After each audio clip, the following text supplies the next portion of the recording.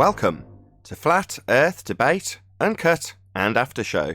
I'm your host Nathan Oakley, and if you are new to this channel or you've not done so already, then be sure to subscribe, hit the bell notification icon and join button to become a Nathan Oakley 1980 channel member and keep up to date with the Flat Earth Debate. If you would like to support the channel, there is a super chat that runs alongside each of these shows while they premiere, and there's also a PayPal, Patreon and crypto link in the info box below the video. Speaking of Patreon, I'm going to do a quick shout out to all of you who do support me on Patreon.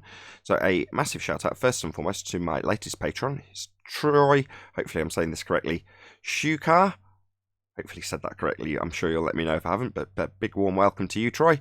Also, Bowsnail, Justin Duso, Joseph Pizarro, Samson, Maris, Hairy Blade, Mobile Max 777, Neo the One, Lost Cat FE, Rob W, Open Minded, Reese Pound, Del West Watson, Mike, Muted, Dick Earth Skeptic, Chris Hillman, NA Literalist, Maria Neelands, Unbelievable Productions, Blue Ridge Ranger, Rob H, Nathan Thompson, The Real Gabster, Windrider, Liam Nedrick, Erwin Jennisons, Abraham Mohammed, Dave Rakia Gafford, Naibai, Adrian Quintana, Skeptic936, Life is Short, Fireball X, Felix Hung, Texas Mike, Edwin Johnson, Kirsten Smith, Alexander Main, David Wayne Foster, and Dank.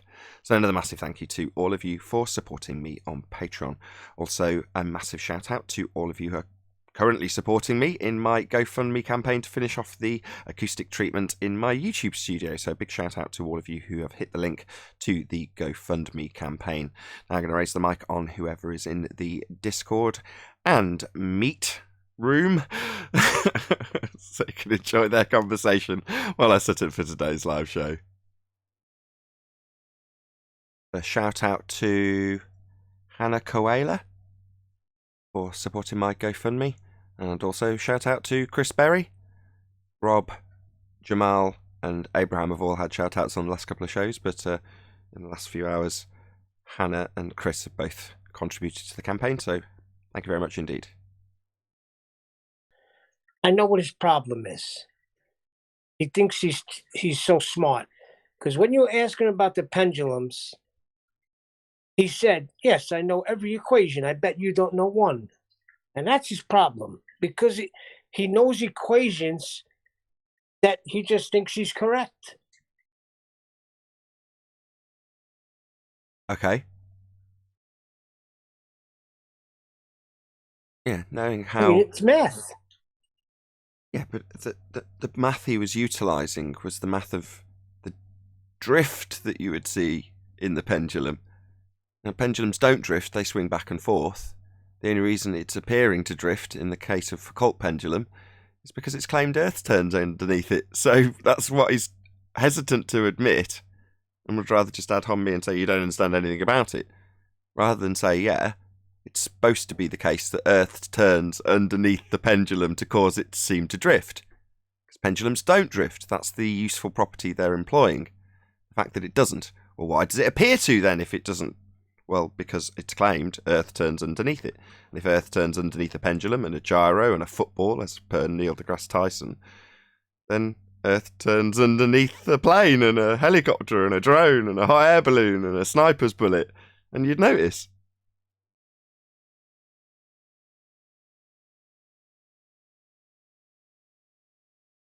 Yeah, he can't get around that. He can't get around what Neil deGrasse Tyson said. Says, not only said, he says till this day. Yeah, they're trying to weasel out the requirements to have Coriolis effect. To watch an effect called Coriolis, you've got to be rotating underneath stuff that's not attached to the rotating platform you're on. On a roundabout, you spin on the platform, and anything that's not attached looks like it's moving when it isn't. Well, that not actual movement, because you're turning, is Coriolis effect. Well, Earth's claimed to have it, so we must be rotating underneath stuff not attached. It's claimed by Neil deGrasse Tyson. You can see it. You can see it in a football drifting through a goal as Earth turns underneath it. What they don't like is Neil deGrasse Tyson hasn't explicitly said, as Earth turns underneath. I don't care. Deflection from Earth's rotation, well, that's one thing drifting away from the other. Because, why? Well, they've told us, Coriolis. Well, what's Coriolis? Well, it's you turning underneath stuff. Just because he doesn't say underneath He totally implies it. Come on. It's not that it's implied, it's required to be Coriolis. To be a Coriolis effect, you must be rotating underneath the thing that's not attached to cause it to appear to drift. So as soon as they say, well, it's not that Earth's rotating underneath, well, no drift then. And that's the trick that's been broken thanks to Simon Dan. The second they move into the world of, well, I assume Earth's turning, I assume the plane turns with the Earth, well, no drift then. No deflection then. Earth not turning underneath, and that's the requirement to have Coriolis effect. The way QE used to break it down was to say that my argument isn't about the Coriolis effect. The Coriolis effect's real, you can observe it from a roundabout. My argument is about the claimed causes of Coriolis on a globe Earth. Well, what causes Coriolis? Well, you turning underneath stuff. And they claim we've got it on a turning Earth. Simple.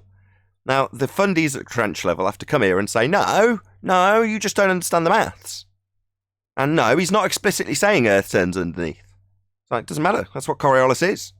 He's saying the deflection, that would be one thing moving away from another, deflecting, is caused by Earth's rotation. Well, ipso facto, that's Coriolis' claim, and it's Earth turning underneath in that claim. They don't say it because it doesn't happen. Obviously, Neil deGrasse Tyson's too wise to actually say, well, Earth's turning underneath the football. Because then people might scratch their heads and go, well, why isn't it turning under the blimp that films football games? From the sky, not attached. Wouldn't Earth rotate underneath that too? So they don't explicitly state it, but that's what Coriolis is. It makes no difference whether the fundies say, oh, well, he didn't actually say turns underneath. He said deflects. Yeah, that's it, deflecting from its path. Well, in Coriolis terms, it's not actual deflection, it's you turning underneath, and that's what the claim Earth has. So it doesn't matter that the fundies don't like to say that. Of course they don't like to say it, it's not happening. So they don't want us saying it either, or pointing out that they say it. They don't like that. Oh, so Neil deGrasse Tyson, he's crafty. Yeah, I see what you're saying now. The wizard. Yeah, he's a wizard.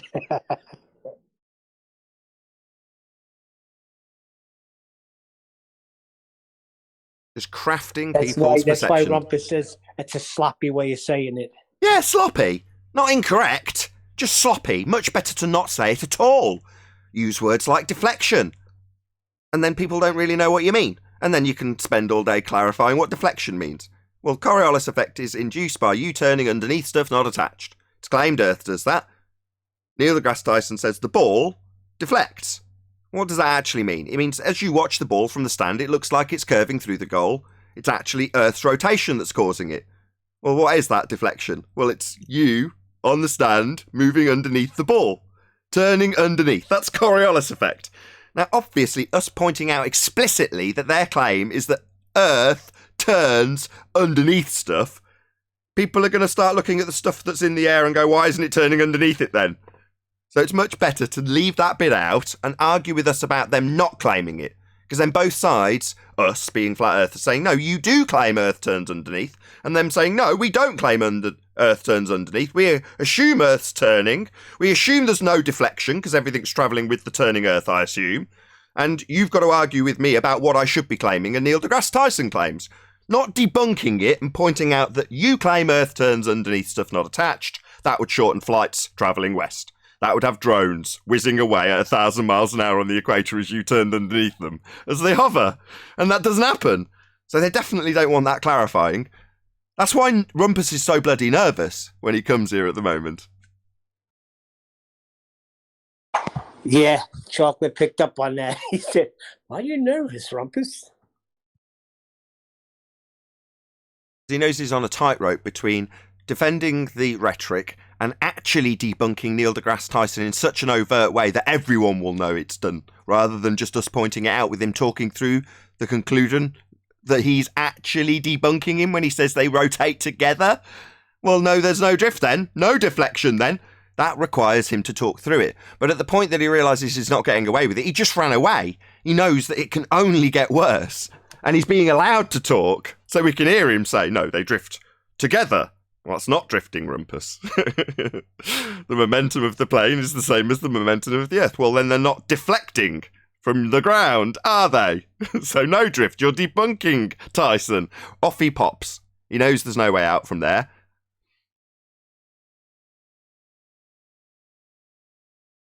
I'll be right back. No worries.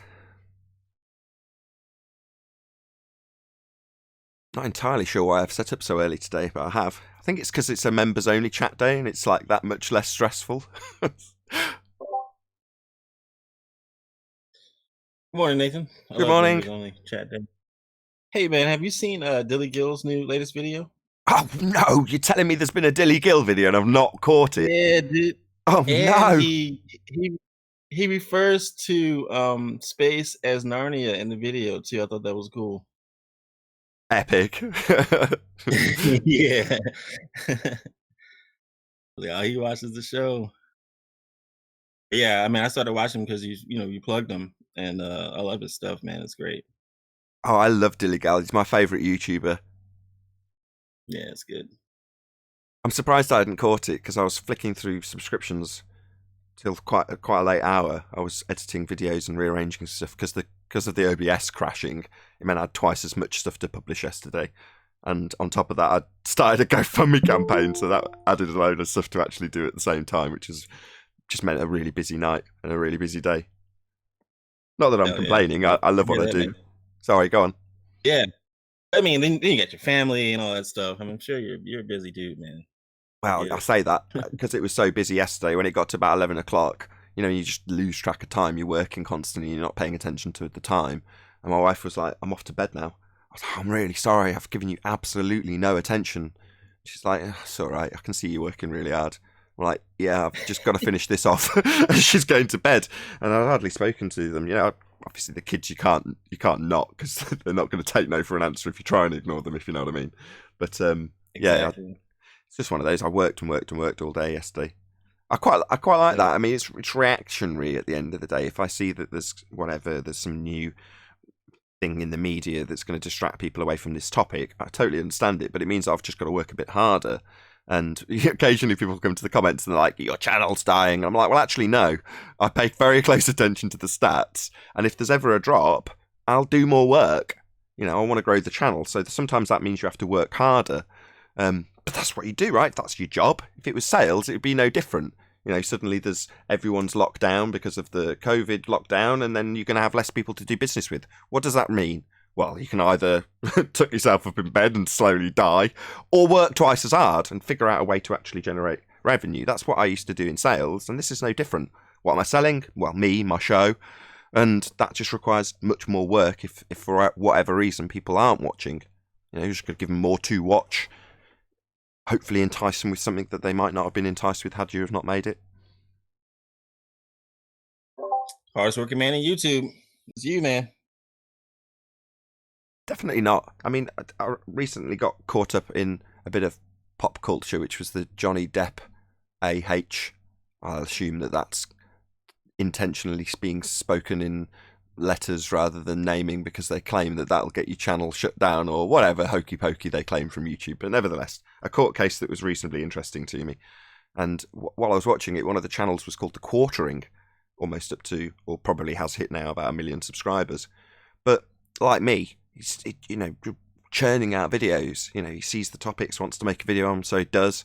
And he's putting out maybe 3, 4, 5, 6 videos a day sometimes. And you go, yeah, you like what you do.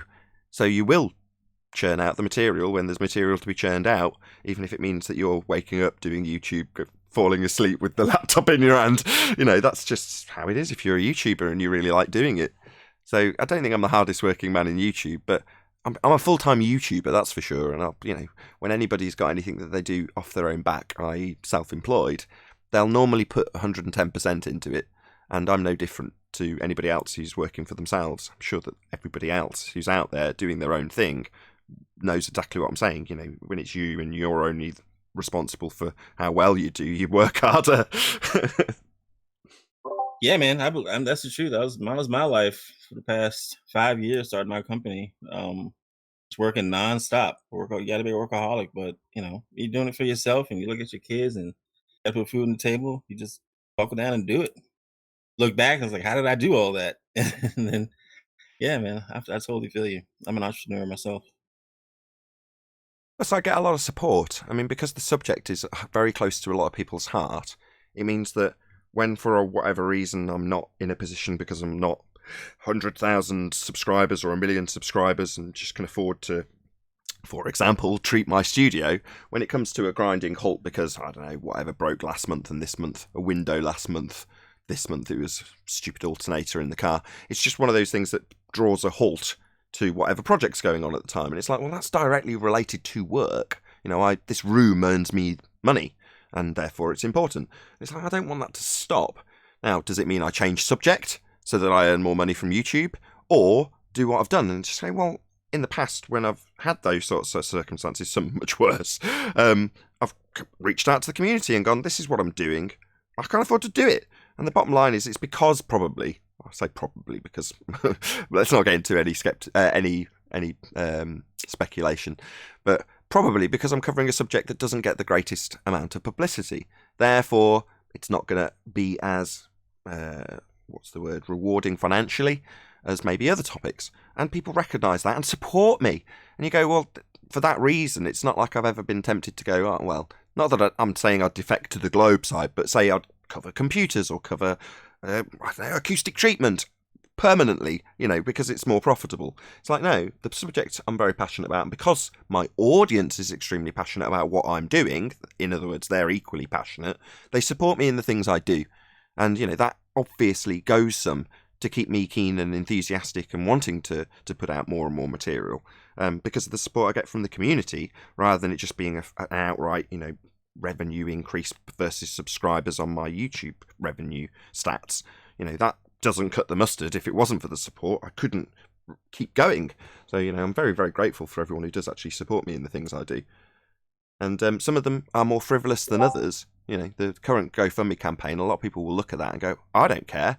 All I care about is hearing you smashing fundies. And a few people have commented on that. And I'm like, yeah, that's fair enough. I don't expect everyone to be enthusiastic about whatever it is I'm doing at the moment. A lot of people who are on YouTube would probably do that process and never even mention it. It's just suddenly their videos sound better. With me, like I say, I'm not 100,000 subscribers yet, so it's one of those that to do it, sometimes I'm going to have to reach out and go, I need support to do this. And because I get it, it keeps me keen. No, that's good, man. I personally believe you should be rich for what you do. I mean, waking people up to the lies and grinding every day on this topic, and the way you handle those fundies, man, it's masterful, you know. So I mean, I'm a member, so I personally believe you should be rich for what you do. But hey, check this out. I'm seeing this woman, and she got me a decanter. That's a fucking, oh, I'm sorry to curse. That's a globe, right? So I'm like, you know, thank you for this, but I hate globes. Like, you should know that I'm a flat earther. I told her I'm a flat earther. She took it well, but I don't know if I was insensitive or it's just the globe just like gives me this like reaction these days. It's just it's just such a visceral reaction I get from the globe. Just seeing one just sets me off. So David Weiss sent me a globe, a hugger globe for my firstborn. So all the way from the States, he sent me a globe, and he explained after the fact, because he sent it anonymously initially, that his kid had a hugger globe and loved it. It was one of his favourite toys. So here's a hugger globe. Now, obviously, Dirth is well aware I'm a flat earther, but he just thought it was funny to try and trigger me. So that's why he sent it. Yeah, he's breaking your chops. It's just breaking my balls, exactly. So that's why. But in that instance, I don't think it's the case that your woman was trying to break your balls. I just think she's just being nice. And after a time, you get a bit of appreciation for what the heliocentric model is if you can ignore that it's brainwashed into people as their reality. If you can just appreciate it for a philosophy and a model, it's quite an eloquent model. And if you can just appreciate it for what it is, you have less of that sort of visceral feeling when you see one that you want to smash it or something. I don't get that anymore. It's like, you know, if it's objet d'art or if it's some trinket, then you just go, whatever. It represents a philosophy that's quite interesting. And that's all I see heliocentrism as now. An interesting philosophy, an interesting way of thinking about it. Quite absurd in many ways, but interesting. Good morning. Hey, 10th. Like, for a while, I was even off of like sci-fi. I was a big Trekkie, you know, growing up and stuff. Big sci-fi fan. And when I was first getting into flat Earth, it really turned me off, like the whole sci-fi shit. But now I'm kind of like, I take it for what it is. It's science fiction, and I can still enjoy the story, just knowing that it's all taking place and it's all fake. You know what I mean? There's no real aspect to it. So I see what you're saying. And she was very I thoughtful can't. about it because the character had like a ship inside. She knows I like ships, like sailing and cruising. So it was thoughtful because they had a little ship inside that would take some of the, and she knows I like scotch, so it was thoughtful. I thought maybe I was a little insensitive by rejecting the gift, but it was just that initial reaction. I would go back and apologize and take it. You might be right. Well, it's akin to somebody who's had a really bad motorbike accident being given a little trinket that's a motorbike. It's the same thing. So while you don't need to necessarily concern yourself that you need to go on and on and on apologising to, as long as you explained yourself why, you're like, well, I see that as a massive lie that the Western world is under, and therefore it represents that lie, rather than my saying it just represents a philosophy I don't adhere to anymore. I have a globe in my man cave on one of those pedestal stands. It's one of the old ones, and I kind of enjoy looking at it every now and then and having a chuckle. And then if anyone comes to visit, of course, if they know I'm a flat earther, which most people obviously at this point do, then I'm using it as a trap, basically. Like, I'm waiting for them to say, wait a minute, I thought you were a flat earther. How come you have a globe? I'll say, oh, I'm glad you brought that up. But it's like a You scholar sly one. a scholar having a copy of the Quran and the Bible and the Torah. Does it mean that they're Muslim or Jewish or Christian? No. Well, speaking of things like that, I went to the golf range yesterday, and there was an elderly couple right next to me at the driving range. The guy turned around, and I said, hello, and his hat had a NASA emblem in the front. And I said, oh, well, this should be fun. So, we're there for an hour or so, and I started a conversation with him after I lit up my cigar, and he goes, oh, you like cigars? I go, yeah, I do. I go, what kind do you like, Maduros? And so we started with cigars, and I go, hey, is that NASA hat because you worked at NASA? And he says, oh, no, I went to Florida, to Cape Canaveral, and visited recently, but, I've gone there many times. And I go, really? And so I said, yeah, I have a problem with NASA. And he says, yeah, what's that? And I said, I think it's a dark money site. I think any organization that gets $59 million a day, and then with my hand, I said, and makes rockets go sideways, doesn't know anything about rocketeering. He goes, what, you really think they hide money there? And I go, oh, they do a lot more than that. He says, what do you mean? And I go, well, have you seen some of the videos where these astronauts who are supposedly in the ISS have wires on them, and they're pretending that they're in zero gravity, but you can see the other astronaut grab the wire so the guy doesn't kind of look weird as he makes that backflip. And he says, wow, I've never seen that. He says, well, at least they went to the moon. After all of that?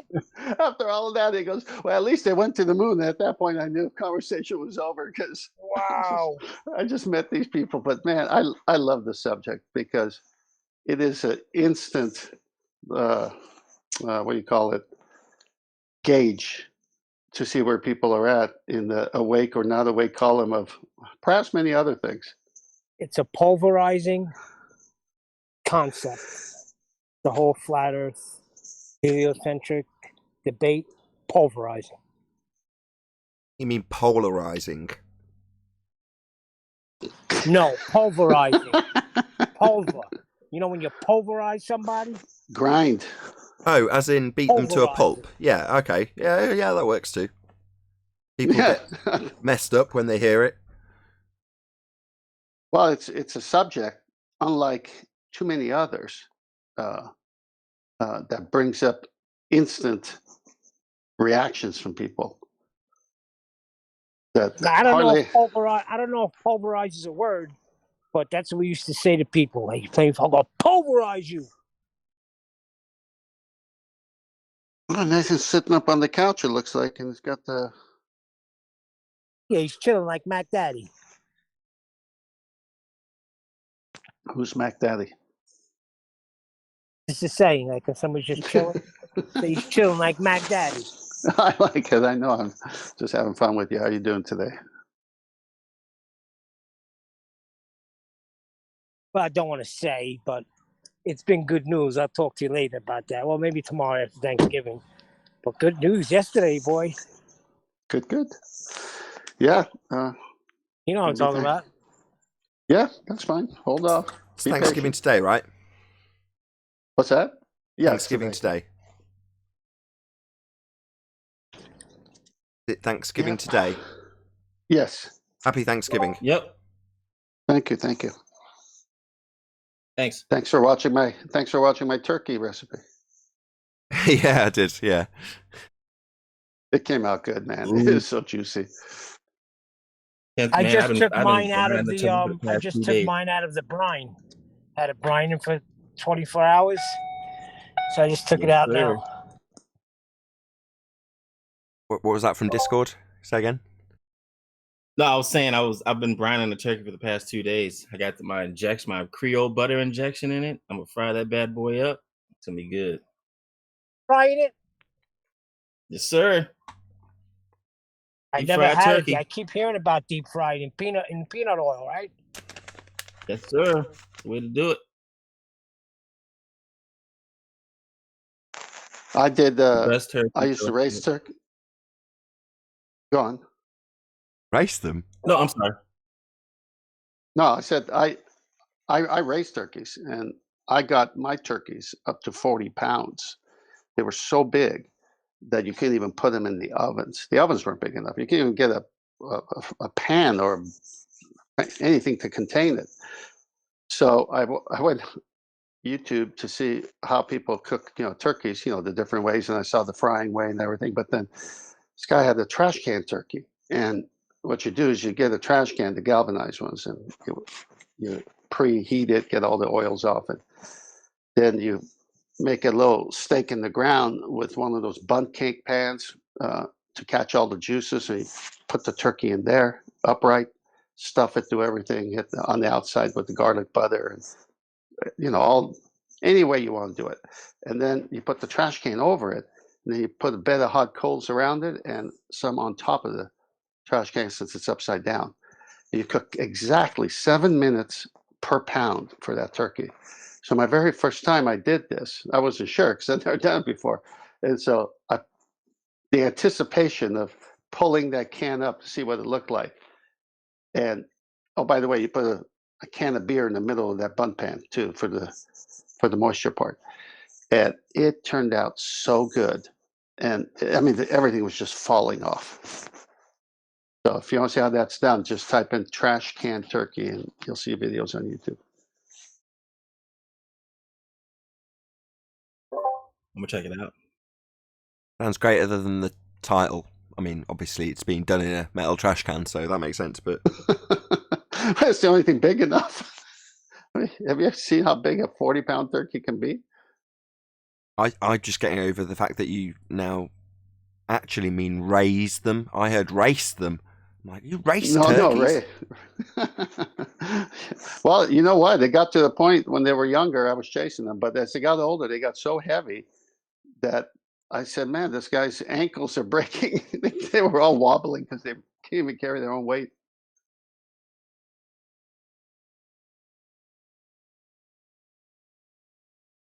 A bit of work, though.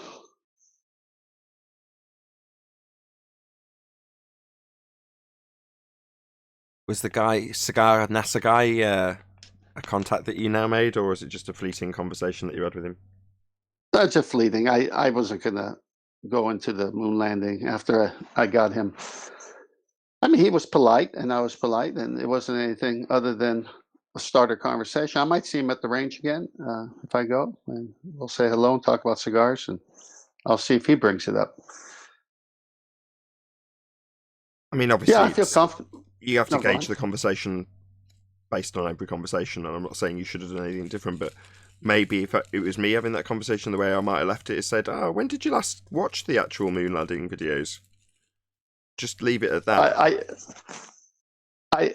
I'm saving it because I left a lot of it out. I just gave you the major parts of the conversation, but he brought in family, he brought in other things, and so I also listened to him and his viewpoint. So I figured, I'll see him again. He's going to come here again. We'll have this conversation one more time, at least if I see him. Good morning, guys. Hey, good Hey, morning, Elijah.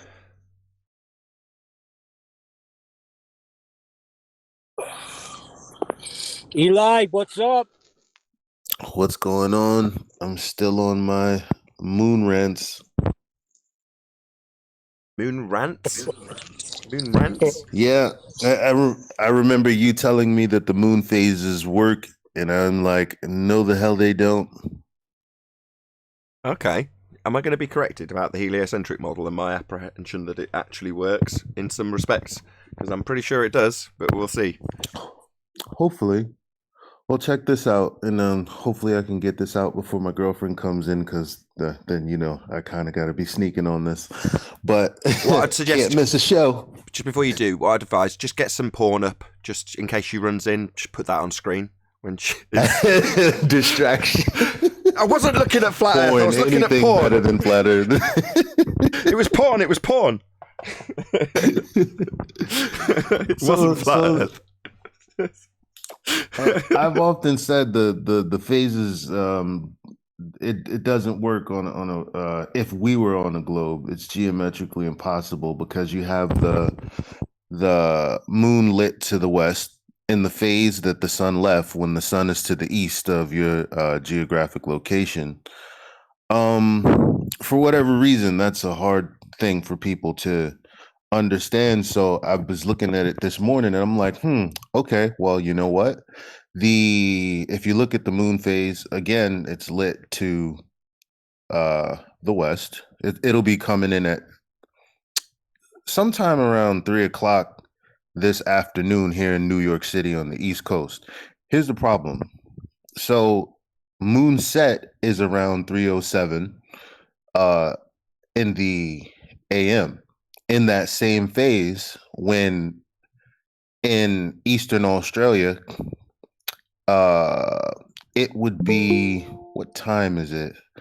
If it's 3:07 if moonset is 3:07 here in the East Coast, in Australia, at the same time, it would be 7:00. No, I'm sorry, 8:00 on the east side of Australia, which means the sun would be setting. How would that be possible? I'd have to look at it mapped out in their heliocentric world. Sure. Elijah, are you saying this is also on the premise that the sun is the light we see on the moon, as they say? Is that how you're saying it? I'm saying it can't be, because it's not even in it's not in the direction. Like No, sometimes. No, I know. But what you're saying is the heliocentric model and the globe position is that any light on the moon is a reflection of the sunlight, correct? Correct. Okay, that's all I need to know.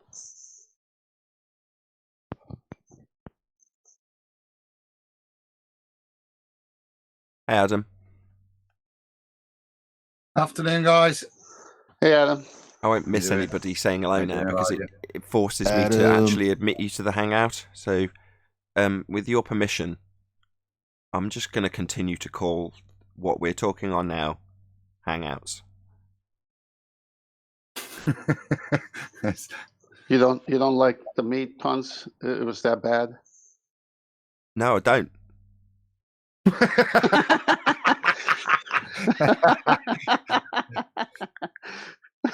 I've not got any new ones lined up for today anyway, but Well, I think you just gave me my chops. oh. Right. So we're going with hangouts. Yeah, I'm going to pretend nothing's happened, because as far as I'm concerned, other than not having the little boxes along the bottom, this is, and being considerably more awkward to size on my screen, other than those two things, it's the same. So as far as I'm concerned, it's hangouts. And meat, every time I say it,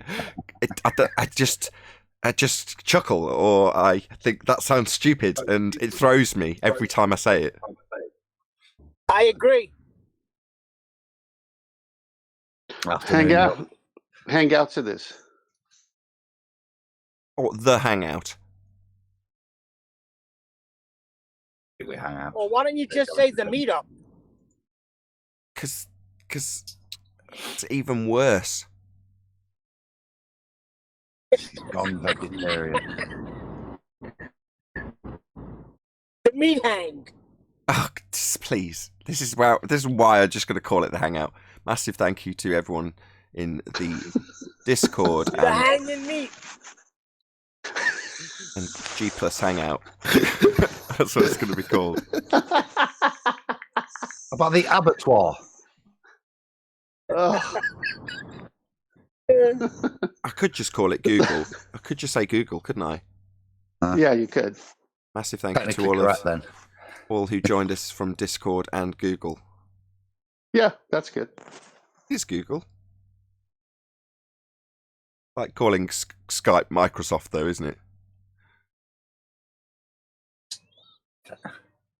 This is the troubles of being a flat earther. Even just like calling that when it's not, you feel like, no, I've stopped fucking falsehoods. Even the name of this. Funny. It's arbitrary, so I can call it what I like, right? Your green room? Google Hangouts. That's what's good. Because you're hanging out, so I don't care. That's what it's called. Sod you. You can always say, I'm going to go and see who's hanging out in Google. Yeah. I can't believe we're even having this discussion.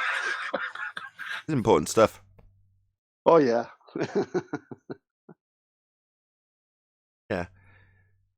Meat. Well, it's definitely when you have a good part on your show, you can have a prime cut. Meeting or meat, it's an adjective, right? Yeah. Doesn't sound right. Hey, Google is fine. Google's fine, yeah, I think so. I think it covers it all. I like hanging in meat. I'm sure you do. But I'll be thanking everyone for joining me in Google and Discord from now on. As soon as I try to think about it, Nathan, my mind swaps the second E for an A. Exactly. And it does it in the subtitles as well, which was the clincher. Me too. It does it in the subtitles. If you watch yesterday's show, it says MEAT. Really? Yeah. That's how I see it. Well, that's the clincher, isn't it? For me. I'm like, no. Join me in meat.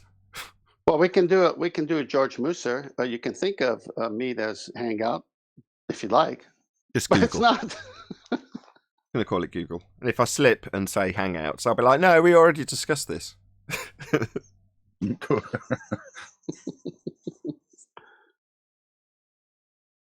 I love Thursdays and Fridays now.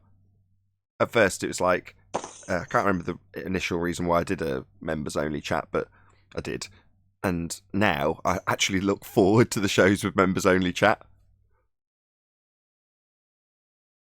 I think it's nice. It's nice for members to have that access and know that they can get on there on a Thursday and they'll be there posterity-wise and not overloaded with too much stuff. So I think from looking at it, Nathan, on Thursday and Friday, you seem to get a lot more people instead of just super chatting, just signing up for as a penguin or. I've seen a number of new joiners. You've just reminded me why I did it. It was entirely financially motivated. Yes, that's correct. Well, very well thought through then. Yeah, I think that was actually a byproduct. I don't want to pretend that was actually the reason. I can't remember the reason why I did it, to be honest, but it might have been that reason. It might not. But either way, it's like, I agree. When I go into other people's streams, other people's debating chats, for instance, Nathan Thompson the other day, I was in there and Simon Dan was in there. And immediately I launched into debating with him. And within about 2 minutes, maybe less, I was like, what am I doing? I don't actually want to do that this second. You know, come here to unwind. You know, maybe pick up some new information, see what's going on. Not necessarily spend the entire time typing. So what I thought was, I'll be a total bugger. I'll throw out a few things that debunk claims he's made, and then just go, just leave. I'll shit on his doorstep and run. Exactly. In Nathan Thompson's chat. I came back about an hour later and I was like, any more fundies in here? He's like, no, I banned them all.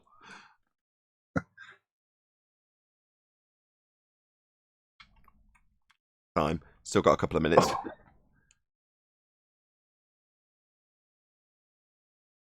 Yeah, I actually scheduled the show as well, so you do actually get 1 or 2 people aware that the show is going to go live at 2 o'clock on a Thursday, and they're members, typically most keen people that are going to be watching. So I've already got, I think it's Samson, can't see with the light on, in the chat, saying first, as they do. Did you see that, I think it was SpaceX, they showed the landing a couple of days ago? It was a short video, I put it up in Master B, and it was so fake. It shows a split screen, and then it's the part where it's supposed to land just before it says, and the lights are on at the landing area. And then right when you're supposed to see it come vertically down and land, it goes completely dark. All the lights went out, everything. And then next thing you know, you see this thing already landed with all this poof smoke coming like it's a fog machine. I mean, it is so blatant.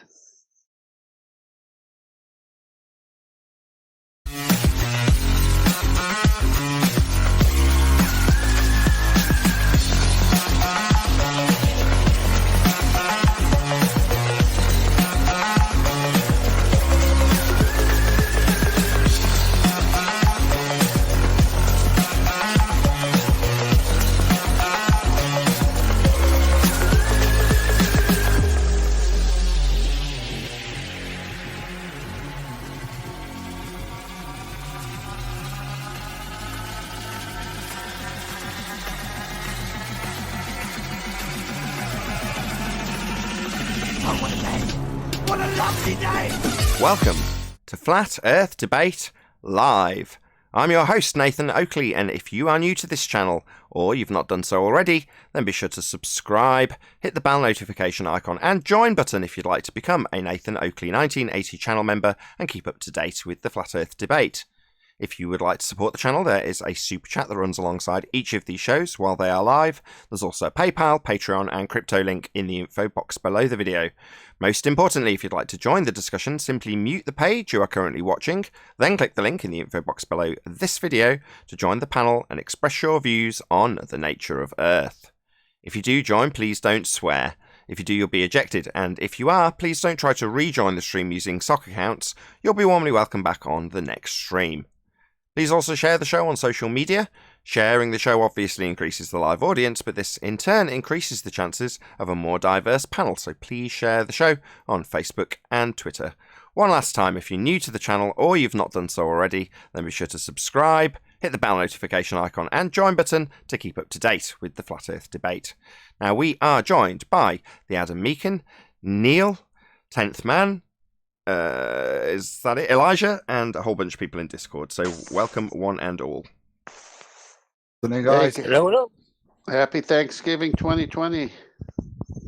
Happy Thanksgiving. today, guys. Gobble, gobble, gobble. Wazza.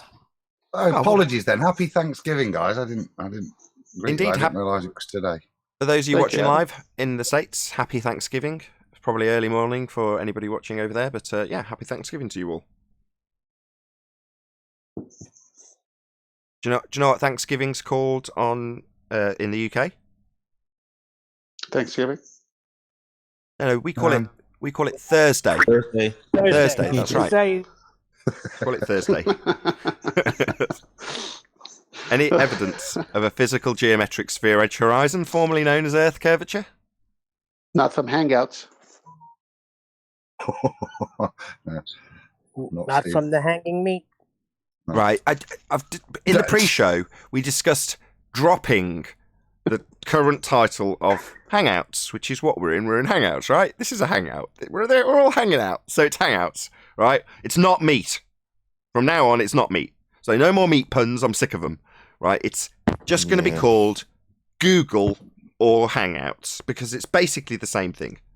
So let's hear nothing ever again of meat. I don't want to hear that word spoken ever again. Yeah, meeting up. That doesn't sound that. Well, Thanksgiving Titling here, so titling things with doing words. It's just I don't like it. Anyway, that's just my personal preference. So the guys in Google. That's what we're going to call the guys in Google because that's where they are. They're in Google, in a meeting in Google. Guys Googling up. Yeah, they're Googling up together and they're talking to the Discord server. So we've got Google and Discord. I think that's the conclusion we came to at the end of that little complete interruption to the housekeeping. Any evidence of axial rotation of the Earth-based variety? Not of the Earth-based variety. On the roundabout, maybe. Nope. No. Seen stuff spin, but no evidence that the Earth does it. Well, this is one of those things where it's not happening. Everyone knows they don't feel any kind of motion underneath them while standing on the Earth, but everyone believes that the Earth is spinning. Talk about a head fake. You know, because we do these hangouts at dinner time. Could that make it a luncheon meet? Oh God, I'm not going to get my way, am I? I didn't do it. I protested. This is the problem, right? If you actually object to something, protesting about it too much, this is the result. This is my own fault. I brought this on myself. Sorry, I'm done.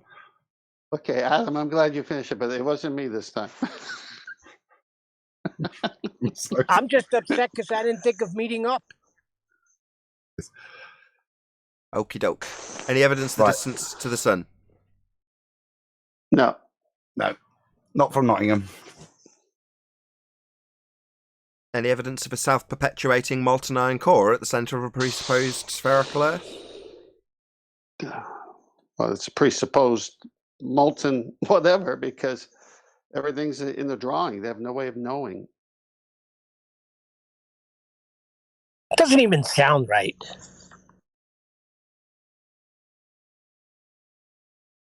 What about scientific evidence of gravity? Absolutely none whatsoever. You get me down with that question? Boom, boom. What about any single viable hypothesis from any of the fields of astronomy, cosmology, or astrophysics? Crickets.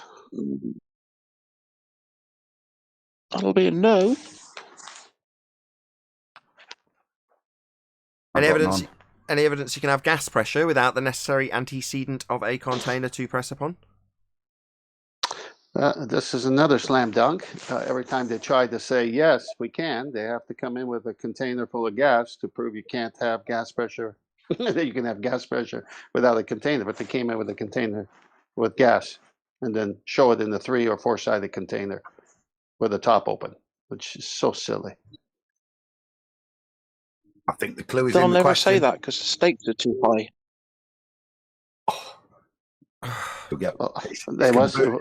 It wasn't me. The stakes are too high.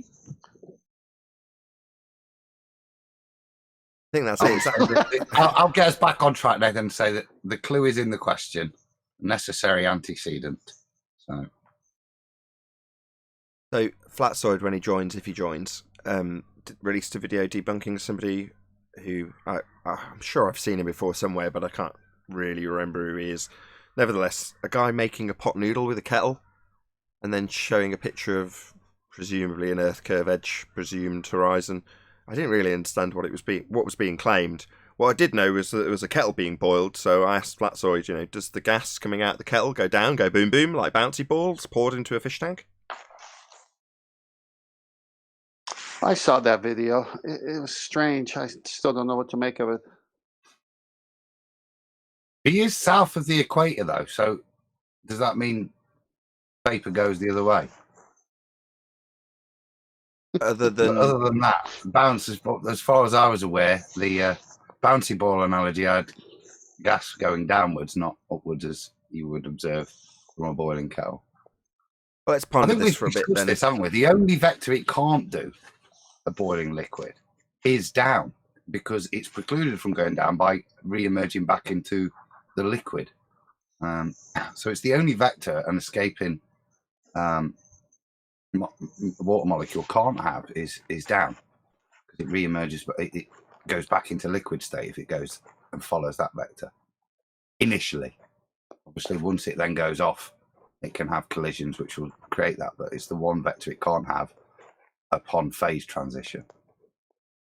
So Thunderf00t Clown got away with this a couple of days ago because the OBS I used just kept crashing, and then I gave up on the live streams. But right at the point where it crashed was where we discussed this.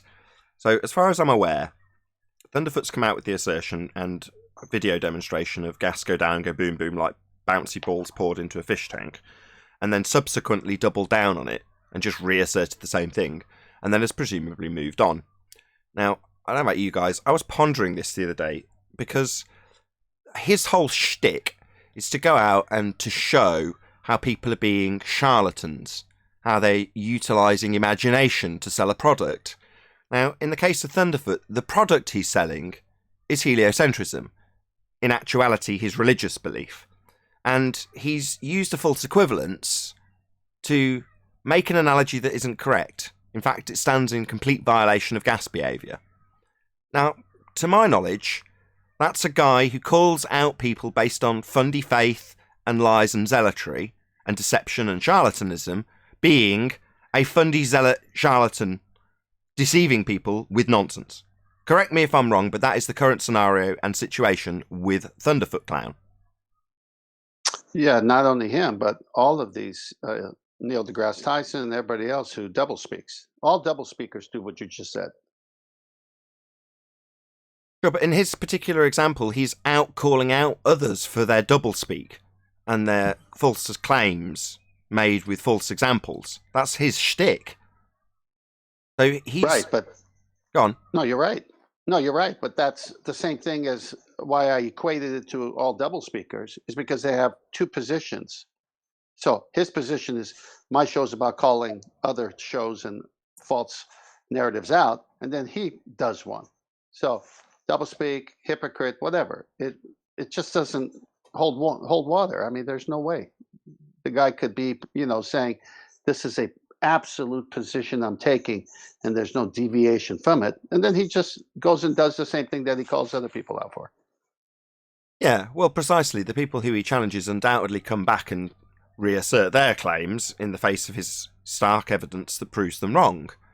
And in the case of this particular example, the boiling kettle proves him wrong in the case of his assertion that gas go down, go boom boom like bouncy balls poured into a fish tank, when gas isn't analogous to solid, bonded bouncy balls that will have a downward vector when poured through gas. That would be the air we're breathing. But it just strikes me as, the word you struck upon perfectly was hypocritical.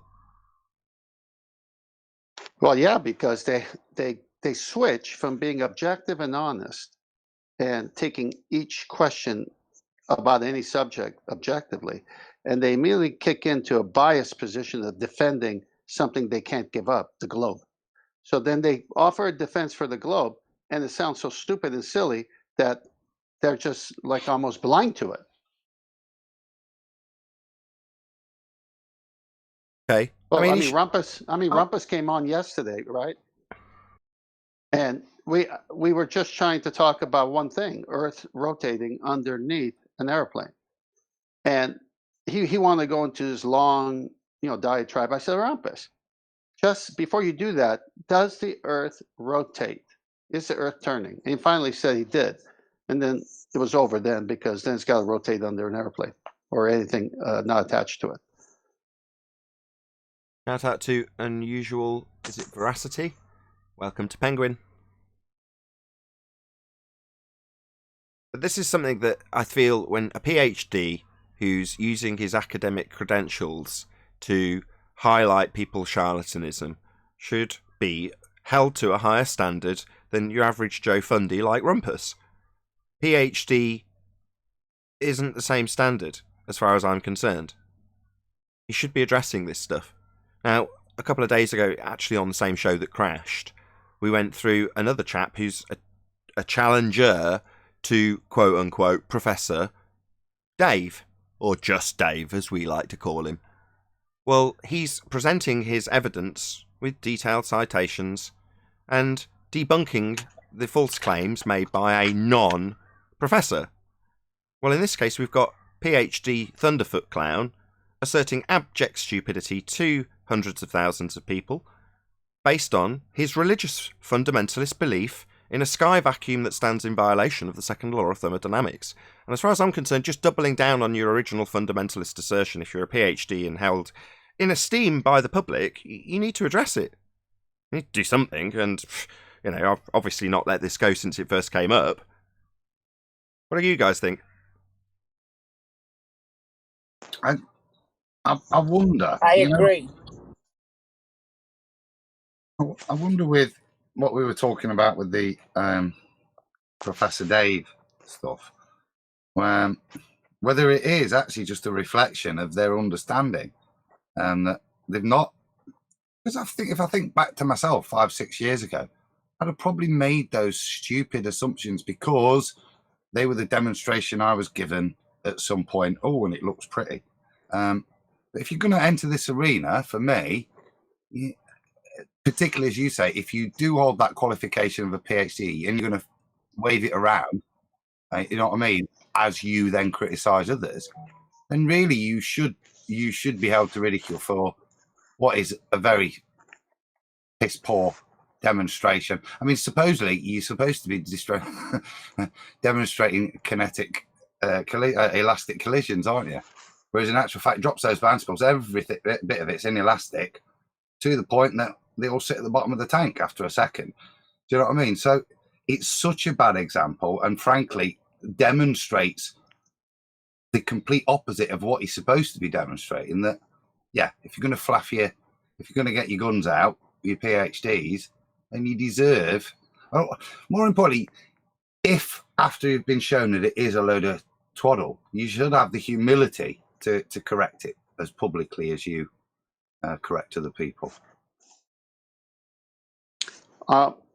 Since his show is about bringing to the public the false claims of others, is he somehow not able to make mistakes and make false claims himself, so that when someone brings him out, he can just say, you know what? Yeah, I'm wrong, but he won't do it. But he's willing to do it to other shows and other topics. Right, you go to, I'm on it now actually, Thunderfoot's front page, and it's all busted. 500 million Hyperloop Center, busted. You're like, oh, okay, so you're busting people's false claims. Well, Thunderfoot, you've asserted that gas go down, go boom boom like bouncy balls poured into a fish tank. That's incorrect. That needs to be corrected. You've been busted, Thunderfoot, and I want you to address it. You're held to a higher standard. You should be addressing this, especially as it's merely a flat earther, right? Should be easy.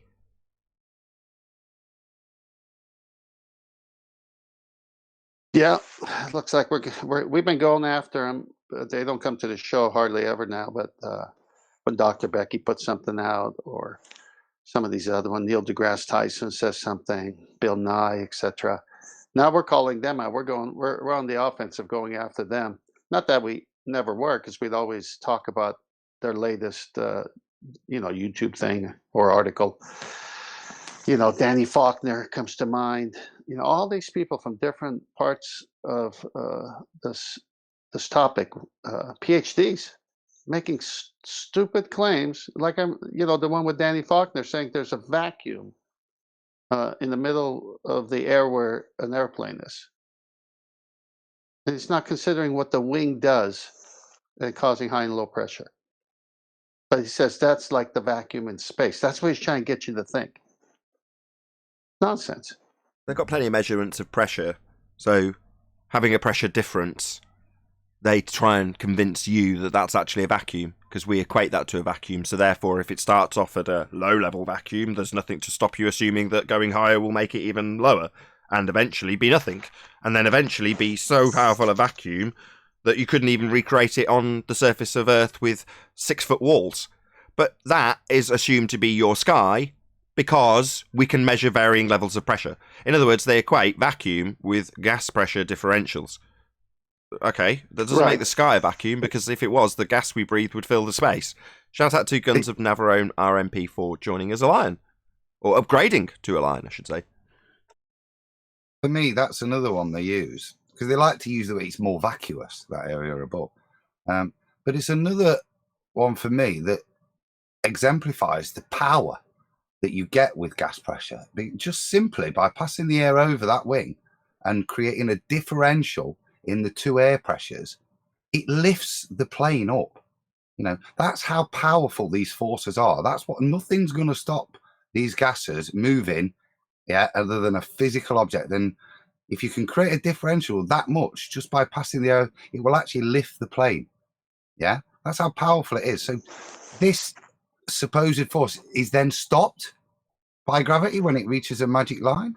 This to me, like I say, is another good example that you ain't stopping these forces that these gases possess. There ain't no magical boundary where they run out of steam. And that's a good point. And when you think about an airplane taking off, and say it's at 8,000 feet before it climbs all the way to whatever it's gonna fly out for an hour or two, it's in the air, and now you got a vacuum above the wings, but then you got air above the vacuum. So now how can you have a vacuum in the middle of air? How does that work? It doesn't. It's just a differential. Right, I've got that on screen by coincidence. So obviously they would consider that the black area is a 10 to the minus 17 Torr vacuum, and the gas pressure in the form of, in this example, nice and visually obvious, a cloud. Well, if you look at the edge, that would be the physical geometric spheroid horizon, formerly known as Earth curve in this representation. Then you've got high pressure gas next to 10 to the minus 17 Torr vacuum. Now, just by coincidence, I've paused this right at the wrong moment, and you've actually got what looks like the gas filling the space just by pure coincidence. But yeah, if this black area was a vacuum, then the gas we breathe would want to fill it. It's like Danny Faulkner used the same thing that Thunderf00t did. Thunderf00t went to bouncy balls, which was terrible, to try to prove what he was trying to prove. And Danny Faulkner went to what's above the airplane wing caused by a wing air differential and said that's a vacuum. Another big PhD saying something stupid. I mean, just so stupid, it's ridiculous. Indeed. But we're dealing with clowns. That's what fundamentalist religious zealotry does to you. If you're in a cult and you're not aware of it, you're going to say stupid things.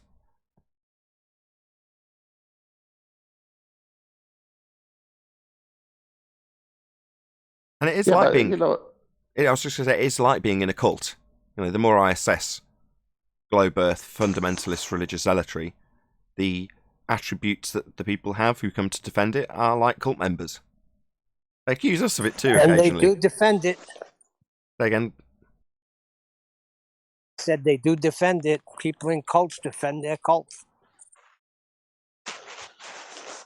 But even people in cults have a source material that they go by. So when you say, what's your source material for saying that? They'll say, if it's religious or whatever, they'll say the Bible. And you say, well, show it to me.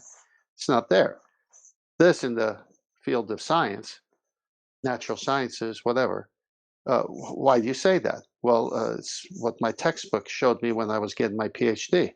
I said, yeah, but is that reality? How does that work? Isn't that a violation of a natural law when you say that? If they don't wake up, that you could be. Why did you just claim that we say that the vacuum of space is next to a high pressure? It's exactly what we don't say. It's very, very close to very, very low pressure. And that very, very low pressure is close to other very, very low pressure. And you have to go down 60-odd miles before the pressure starts to get to reasonable values, and then you have to go down a bit more to get to the pressure we experience on the surface of the Earth. You don't even understand what the globe model claims, let alone attempt to refute it. I was talking about the vacuum over an airplane wing. What are you talking about? He was just, did you not listen to what he was pointing out to the Earth, and he pointed out to a picture of the Earth where he said, here's space, and here's next to the gas pressure, full gas pressure of the atmosphere. Did you miss that? If you've got a memory of a goldfish, I'm happy to talk about airplane wings if you want, But I was referring to what he said, and you've clearly forgotten it. No, speaking of memories of goldfish, which we'll put aside the ad homs, this isn't the first place I've seen pictures like that. I see it all the time growing up and looking at the textbooks. Pictures they of have what? the vacuum Pictures of of what? space. And Rumpus, relax. Just relax. What pictures of what? You haven't told me what pictures you're talking about. Rumpus, relax. I'm not done talking. Which pictures are you talking about? Oh, my gosh. Well, if you would allow other people to speak, maybe they can comment on the question that you should wait to ask until they're done. What pictures are you talking about? I'm just asking for information about what your point is. How would you know if you keep interrupting and I can't finish? Well, you start off saying, I've seen pictures of, I don't know, the Earth next in space. Then you could start with that and then describe it. Yes, that's how you start a point. You're ridiculous. He can't help himself. You're just a child. Oh, my God. No, you're just an idiot. You don't even know how to structure a bloody point. Okay, so, for instance, what you're saying is you've seen Nathan. pictures of the Earth in space, and you're claiming you've seen pictures, presumably, of the atmosphere next to space. Is that what you're trying to say? Well, I've got a picture on screen now. Is that a good enough one as an example? I can't see it. I have to go and start up YouTube.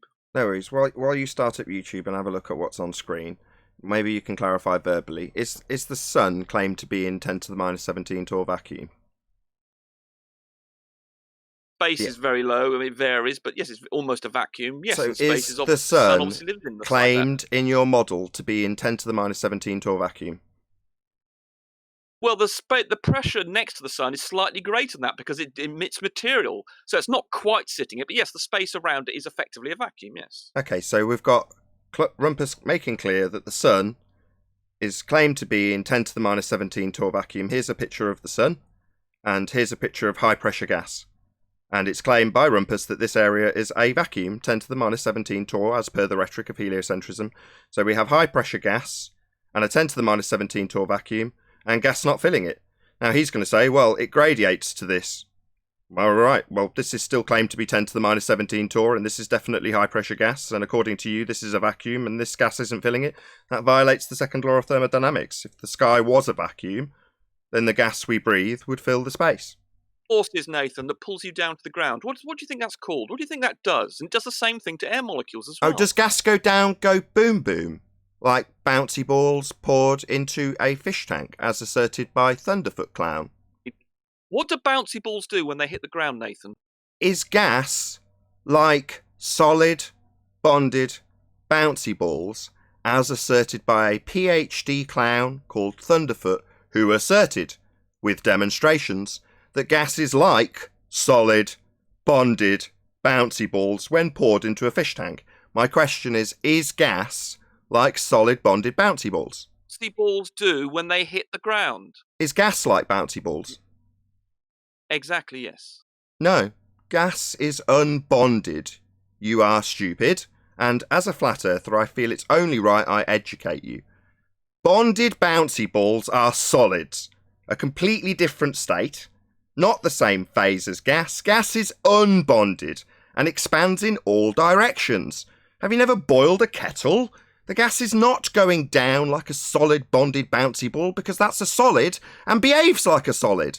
Gases are unbonded, Rumpus, you are stupid. Bouncy ball... aren't solid, right? You're telling me that they're not solid. They're like gas. The atoms in a gas and molecules in a gas, it can have atoms and molecules, are they bonded? Solid, just like bouncy balls. Are they bonded? Solid. Are they bonded?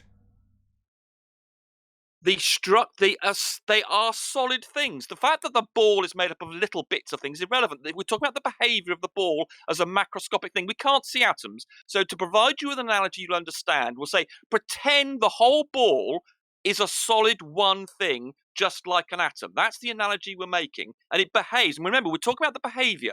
It's the behaviour we're describing we're interested in. We don't care about the contents of an atom. We don't care about it's made up of gluons and protons. And we don't care the ball is made up of atoms. We're talking about the behaviour of the two things. Two things? What are the two different things that we're talking about? Two things, you say? What are the two things?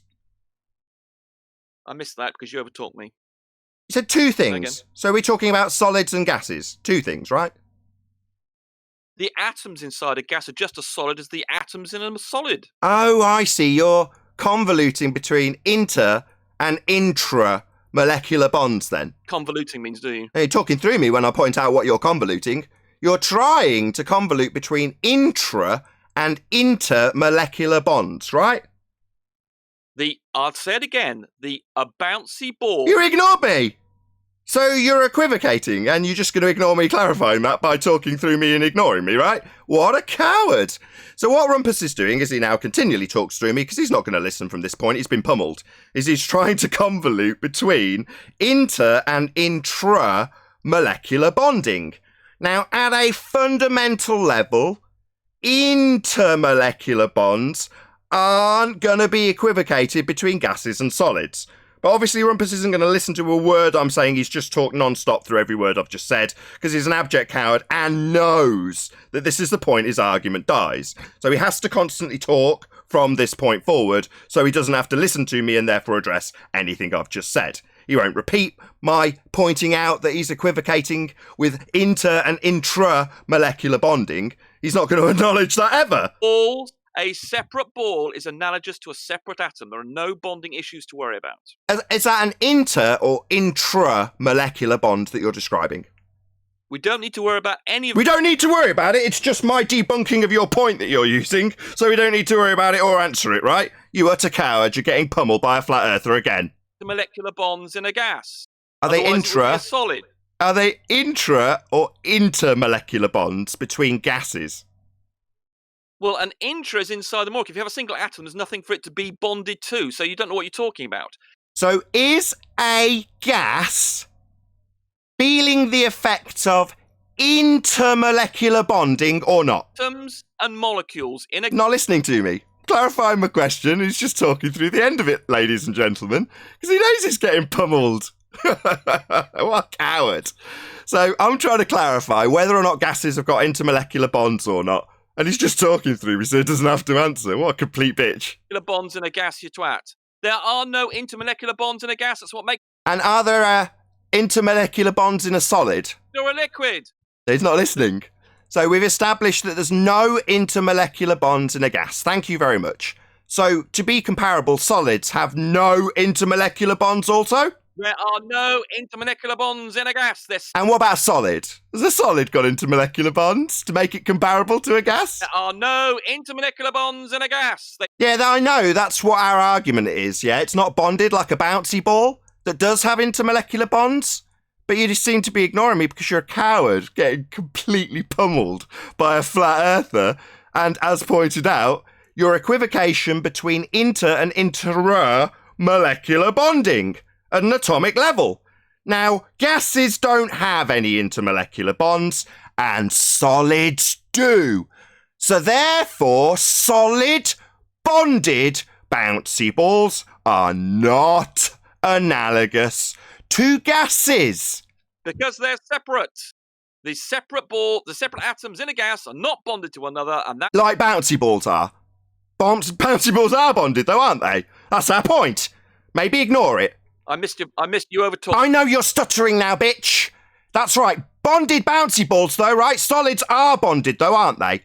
They're not bonded. Solids? Solids aren't bonded? What holds them together, then?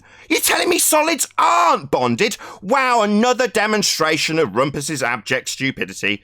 He thinks that solids aren't bonded? What kind of a moron are you? Is it just that you can't listen? You're choosing to talk through me pointing out that solids do have bonds, like bouncy balls are bonded together, unlike gas. Saying the behaviour of the whole ball is analogous to the behaviour of a whole atom. The fact that a ball... Oh, an atom? What, something you're describing with an intramolecular bonding?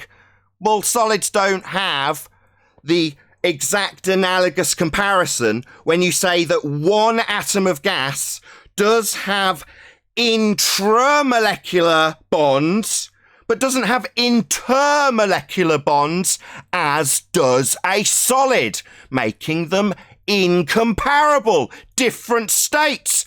Gases are unbonded, as admitted by Rumpus, making them a false equivalence when using bonded bouncy balls. PhD Thunderfoot Clown is a moron and doesn't understand this, and has therefore drawn a false comparison.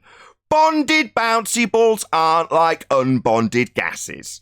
Now, obviously, there's been a lot of fun demuting, ladies and gentlemen, while I'm pointing this out to you. That's why Rumpus's light is continually flashing, so he doesn't have to acknowledge the point that he's been pummeled on. That would be to say that gases are unbonded and bouncy balls, solids, are bonded. No way he's ever going to accept that, acknowledge it, or in any way defeat it in an argument. But he can talk through it's a Discord, can't he? Does a ball dropped onto the ground... Does it have an intermolecular bond, a ball? Because we've established that gases don't. So does the ball have intermolecular bonds? It don't stay on the ground. That's what atoms... You're just talking amongst yourself whilst ignoring every word I say, you abject coward. Now the audience knows what's going on. You're getting pummeled. I'm explaining to the audience that you've been annihilated while you ignore me. We're trying to establish if bouncy balls have got intermolecular bonds and you're ignoring me. Doesn't matter. Doesn't matter, it's just making it comparable because they both don't have intermolecular bonds, solids and gases. They're both the same, really, it doesn't matter, other than it being the point that I annihilate you on, and you hand wave by saying it doesn't matter. Why doesn't it matter that bonded bouncy balls have got intermolecular bonds and gases don't have the same exact intermolecular bonds, in fact are unbonded? Precisely my point. Not mattering? Oh, it does matter. It's crucial to my argument that you're talking through, because you know that you've been defeated, so therefore a constant barrage of talking through me and not listening to a single word I say is all you've got to defeat this rumpus. You already know, so I don't mind shutting down your line while you do that, so the audience can hear how you've been pummeled. You're equivocating between inter and intramolecular bonds as described immediately when I caught you on this. You just didn't think I was smart enough to realise what you were doing, and now all you can do is fundy mute me the entire time. What a coward. Your time here is done. You've been pummeled. Any last words? The behaviour of the whole ball is analogous to the behaviour of a whole atom. Is it inter... Oh, no, it isn't, Rumpus. Can I have a minute on that? Yes, it is. This is the whole... The behaviour of a reason. whole ball is... Please, can you stop repeating it, Rumpus? Adam would like to respond to you, you coward. Okay. Maybe we should address that. The point here is the demonstration is supposed to show the bouncy balls acting like a gas molecule, right? Now, the interesting thing about gas behavior is they're free to move in all directions and undergo elastic collisions. When you drop those bouncy balls, Rumpus, do they undergo elastic or inelastic collisions?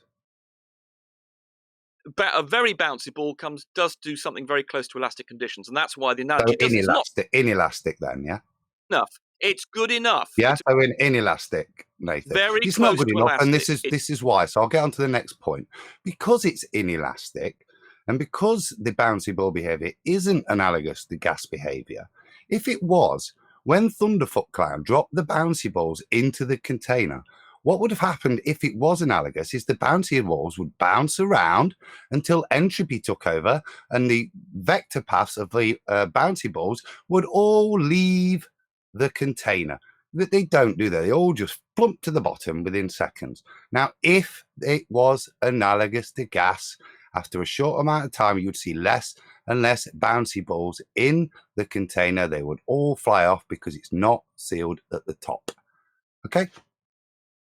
Yeah. In other words, if the sky was a vacuum, the gas we breathe would fill the space. It's the second law of thermodynamics. It's very easy to look up. It's very easy to describe.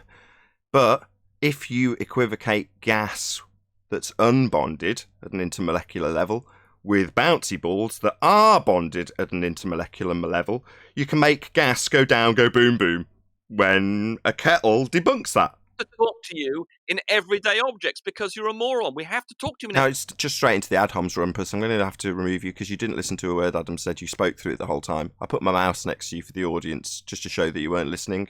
You know and have known for quite a period since you've been here that you've been defeated in this argument. So you're not listening anymore. So you're not really much use to anybody if you're not going to listen to anything anyone replies with and just try and censor it from people's hearing. That's pretty pathetic. But there we go. Hey, everybody. Hey, Brian. How's it going? Brian. science denier. You don't understand science. So you're just going to ad hominem the whole time, Rumpus, and not listen to a word? I have a question for Rumpus. And we haven't even gotten he's to the willing Black answer. Swan yet. If you truly, Bouncy still ball, there. then would you accept that as being He's a not correct model listening. for the He's answer? just talking constantly. are Right? He's not listening. you still there, Rumpus? I've not been Not given- listening. You've been over-talking me constantly. You've been over-talking me. You've not Rumpus. given me a chance to answer. See, he's just talked constantly for the last 5 minutes straight, and is now saying he's not getting a chance to answer. He's not listening. He's not listening to anything anybody says. He's not to the point of listening, no. defeat. Well, Rumpus, if you're willing to answer my question, that will put it all to bed. More Are than you happy there? to take turns with people.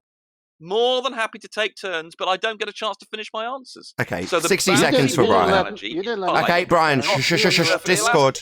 elastic. G+. Hello. Okay, go ahead, Brian. 60 seconds.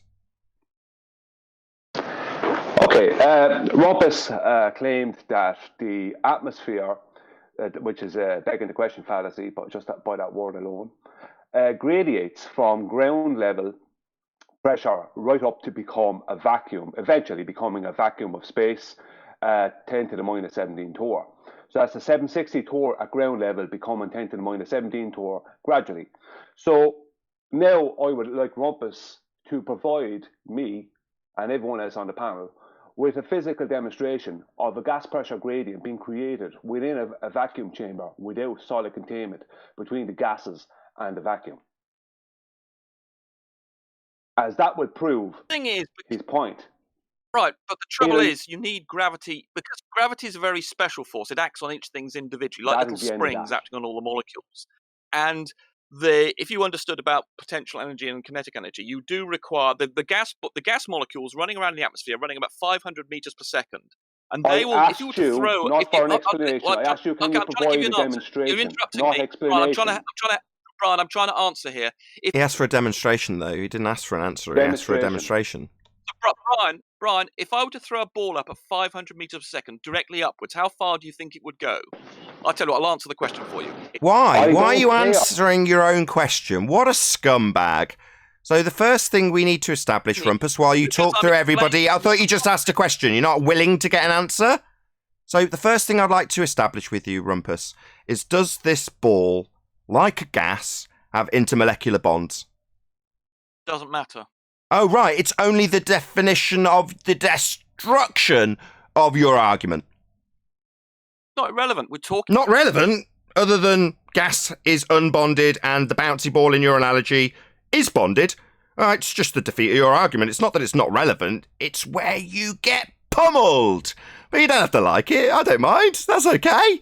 The audience knows you're an abject coward, and hand-waving it by saying it doesn't matter when I've tried to point it out and you've talked through it every time just shows how badly you've lost here, Rumpus. It just goes to show you have no argument. That's why you have to. No argument? You've just told me my argument doesn't matter. I ask if, like gas, this ball in your analogy has intermolecular bonds or not, and your answer is, it doesn't matter. Well, can you tell us if it does or doesn't, rather than telling us it doesn't matter? Do you not know? Are you stupid?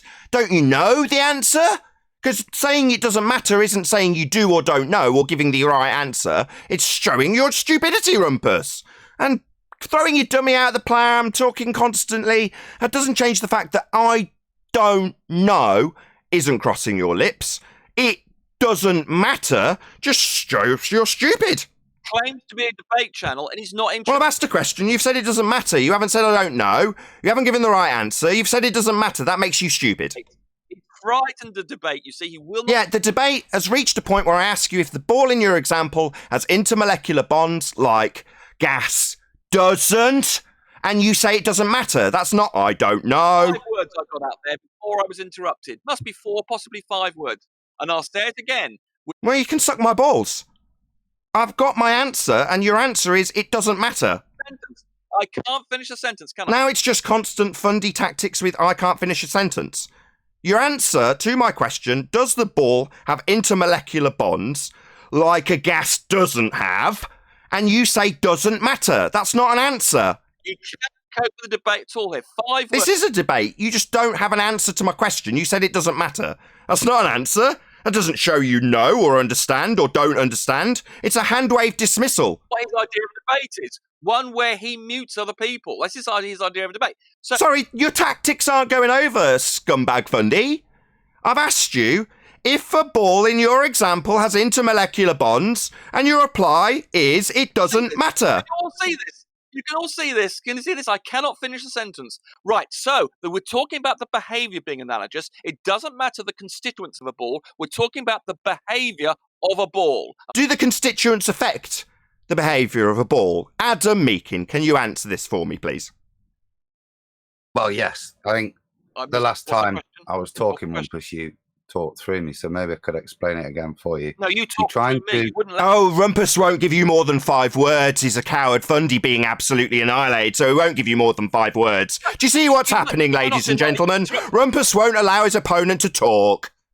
He didn't let me finish. You're denying that this fundamental property of gases and solids has an effect on their behaviour. You've said it doesn't, and we've got somebody who's an expert to answer, and you won't let him because you're being pummeled. You interrupted me, but nonetheless... No, you interrupted Adam. Cowardly interrupted the expert. Yeah, Adam. Not an expert, Yeah, Rumpus. Right. So you're trying to say that the behaviour of the ball is analogous to the behaviour of a gas molecule. And I think this is the point, that it's fundamentally not. Is a gas molecule's collision elastic or inelastic? Right, and here we go. And you interrupted my answer, so you never heard my answer to that. We can think, if you want, in a model that it's perfectly elastic. Oh, sorry, I don't want to think about anything in a model. We're talking about in reality, you dumbo. Don't immediately reify models and mathematics. He's asked you a physical question about physical reality, you dumbo. And Nathan couldn't hold it in. He didn't like me exposing him as an idiot. No, I exposed that you are now going to a reification of a model. I can't give my answer, can I? I can't give my answer.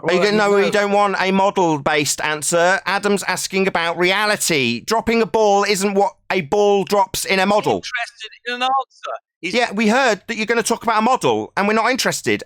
Is your question based in abstract maths and models or reality, Adam? Not being allowed to give an answer.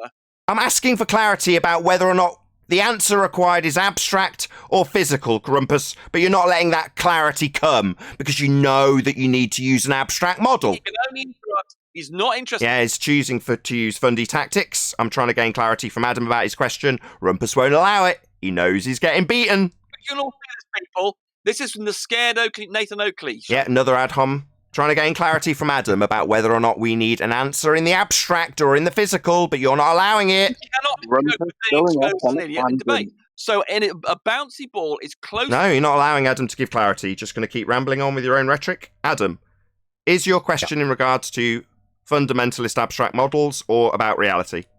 Well, no, we're talking about the reality of gas behaviour. Reality, not model-based abstractions then?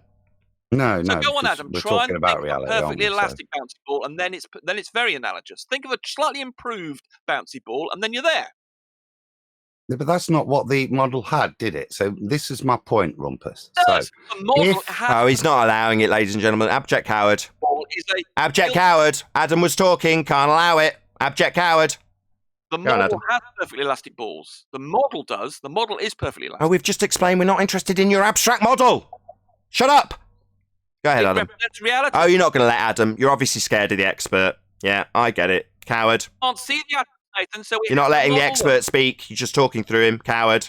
Go ahead, Adam. Fifth time. In your abstract model, Rumpus, would the bouncy balls stay in the opened container?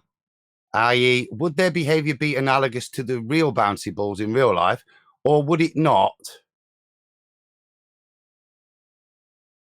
Force called gravity that acts on you and acts on the balls. I just rambled through that, exactly, and the balls would not leave an empty container if they've got the force of gravity acting on them, just like you can't jump up into the air. Your abstract model wouldn't match Thunderf00t's clown's demonstration. I was only 5 seconds of finishing there, and you felt you had to interrupt. So just like you can't jump up and leave... Your abstract maths, would it match Thunderf00t's clown's demonstration? Atoms or molecules of a gas leave the atmosphere, leave the Earth. Is it because there's a force of gravity pulling them down? In your abstract model, would the bouncy balls remain at the bottom of the container in your abstract model of elastic collision? Because they bounce, just like bouncy balls bounce, they bounce up again. Did Thunderfoot clowns, bouncy balls, bounce up again and leave the container eventually because of entropy? I can't remember what his demonstration did, but obviously, Do you think his bouncy balls... Oh, I'll remind you. No worries, Adam. I'll just remind entropy? him. What he did was he poured bouncy balls into a fish tank, and they went down. Go boom boom, because they were solid, bonded. Yeah, but that's bouncy balls. not. Yeah, that's because they're not perfectly elastic in those situations. So was his example then analogous to gas behaviour, Rumpus? It's close enough. It's a good enough start. That'd be a no then, wouldn't it? That'd be a no then. So close enough. It's not analogous because gas has elastic collisions. Does gas not have elastic collisions? Do you not understand gas behaviour? The bouncy ball is subject to friction. It's not perfectly elastic, so it's not. It's not. Is gas perfectly elastic in its collision state? Close enough. It's close enough for people like you to understand. Oh, it's close enough for us flat earthers. No, but we understand that gas has elastic collisions and the bouncy balls don't. Another question, Rumpus. Are bouncy balls subject to density disequilibrium? And are gas molecules... Oh, he won't allow the question. He's not allowing it, Adam. He's not allowing it. Well, you answer my question first, Nathan, then I'll... No, you can suck on my nuts. That's what you can do. Adam was trying to ask you a question. Maybe quickly assert the authority, take control, ask a question. Adam was asking you something, you just interrupted it. Can you not tolerate? Are you scared of Adam's question? Go ahead, Adam. Oh, great. Go ahead, Adam. Okay, so gas molecules aren't subject to any density disequilibrium effects. They are the medium, aren't they? Whereas this bouncy ball is a denser object acting in the medium of air, isn't it? So is that subject to density disequilibrium, the bouncy ball? The question wasn't being tolerated. The prerequisite got allowed, but the question wasn't. He immediately interrupted and he knew you were going to be taking control of the situation by asking him a question, so he had to interrupt it like a coward. Yeah, no, we're not hearing your question. We were hoping for Adam's question that you had to interrupt so the question didn't come, because then you might have to answer it, right, Rumpus? No, we're not listening to your constant fundy muting anymore. We're pointing out that you interrupted the actual question. Answering this question. No, he didn't get to ask it. You interrupted it. You're not changing the question either. You're asking me if I make the density disequilibrium even more severe, will it change the results? No, it won't. So carry on. Oh, he did it again. As soon as the question came, he started talking through it because he knew that he might have to answer. Maybe you can answer for him, like he thought he was going to get away with doing. Still trying to answer his question. You could put the bouncy balls in a vacuum, and then you wouldn't have the problem you're describing. As I just said, by making the density disequilibrium even more severe, why would you think that? Why would I think You've taken any structural support with air pressure, haven't you, to impede the flow of the ball? You've no idea about what you're talking about. You've no idea about gas. That's just an ad hominem attack. That's called a logical fallacy, ladies and gentlemen. So when you can't address a question, just tell your opponent that they don't know what they're talking about. Make out they're stupid. It's called an ad hominem fallacy. No, it's not. That's when you have a substitute from. I'm just telling you. Yeah. Rumpus, you're the one that took the point into a vacuum for no reason. Yeah. That made no point. I was just made no point. That your removal of the situation into a fantasy zone, which doesn't occur in nature, didn't help your point either. It doesn't address the point I was making. Well, you didn't have a point. Oh, right, another ad hom. It seems whenever we make a point that he actually listens to, he has to tell us that it's a non sequitur. So, for example, do we have intermolecular bonds in gases and solids to make them analogous? Well, it doesn't matter. Right? Well, it does matter. It's the demolition of his argument. If the bouncy balls were perfectly elastic, and you put them in a vacuum, and there was no force of friction, and they were perfectly elastic, then you would have a very good analogy for gas bonds. But we all, I think, Rumpus, you just don't understand, Rumpus. Is that the balls are not perfectly elastic, so there's a limit to how close the analogy is. But it's good enough to get an idea about what's going on, because we know that when you drop a bouncy ball, it bounces up. All not the balls ended up at the bottom of the container. Very nearly high. They didn't and that's bounce what the around. gas molecules If do. you So added when you heat, claim they that all wouldn't. the gas will form at the bottom, it doesn't. It bounces up just like bouncy balls bounce off the bottom on the ground, and they bounce up to a very similar height to where they came from. Go ahead. Oh, so gas always behaves like these bouncy balls, and you're saying the bouncy balls always bounce up and out of the tank? Well, no, that's not what gas does. Gas expands. Oh, he's a coward. He's got to interrupt. That's not what gas Well, does. okay. He's going to keep interrupting. gas. He's just knows he's pummeled. That's not analogous to gas behaviour, because gas expands in all directions rapidly at high speed. It doesn't pour down and bounce like bouncy balls. They're bonded solids. The balls, as we Robbers, described, how do you have Please, gas on Brian, the whole Brian, ball? please, Brian, you're not helping. Sorry. It doesn't matter what the ball's up. We're making an analogy between the behavior of the whole ball. Doesn't matter what it's made of. We're talking about the behavior of the whole ball is analogous to the behavior of an atom. Now, it's not quite right. And Adam is correct to talk about the elasticity issue. And indeed, those balls are obviously not perfectly elastic because only atoms are perfectly elastic.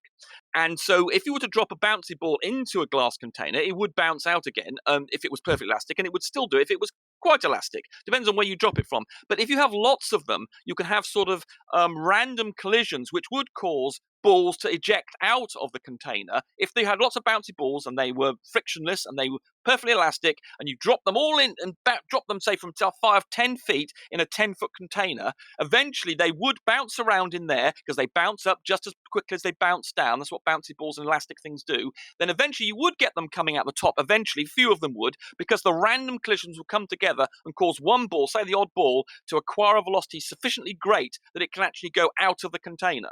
And then it would then pour energy or whatever from around it. So, and then that's I understand. Thank you. Can I respond or not? Go. So you're saying eventually, if it was analogous to elastic collisions, then the gas would fill the space then? But they only get to a certain height. If there was a gravitational force, which obviously there is on the Earth, it would have... You didn't describe anything about gravity. You just described them all bouncing out of the tank, filling the space, right? Yes, well, okay. Well, so the gas would fill the space. That's interesting. So this description you've just given us has gas... Gravity, yes. You're going to interrupt me? I gave you a solid 2 minutes. My God, what a coward. So you've just given us an example. If there were no gravity... Are you not going to let me? What a coward. Go ahead. So your example has gas with elastic collisions, albeit with you describing them as bouncy balls, filling the space in line with a description called the second law of thermodynamics. So eventually they'd all bounce out. He's not going to let me. So you've described gas expanding. He's never going to let me. Ladies and gentlemen, the globe's dead. Space is fake. Rumpus knows it, and he's not going to let me respond. He's a coward. He doesn't understand science. All he's got is this. This is all you got. You're not allowing me to respond. He's not letting me describe the fact that he's described what we describe now. We've taken him round in a full circle, but I've stopped him at the point that he's describing gas, analogous with bouncy balls according to him, having elastic collisions and bouncing out and filling the space. No, I didn't say that, did I? Yeah, you did. That's exactly what you described. The problem is that you forgot to introduce your fundamentalist religious zealot belief in gravity. I stopped you before you did it, and at that point you had them behaving like gas with elastic collisions, bouncing out! Okay, perhaps it wasn't like it was a You stuttering bitch! How do my balls taste? Say that was a lie. A lie? You described elastic collisions. It didn't matter that you said it was analogous to bouncy balls at that point. You just forgot to introduce gravity, and you had them bouncing out of the tank. So here we go. It wouldn't fill the space. So, for instance, it wouldn't. No, that's a violation of entropy law. You don't understand second law of thermodynamics. You're stupid. You're stupid. Not listening. Stupid. Idiot. Not listening.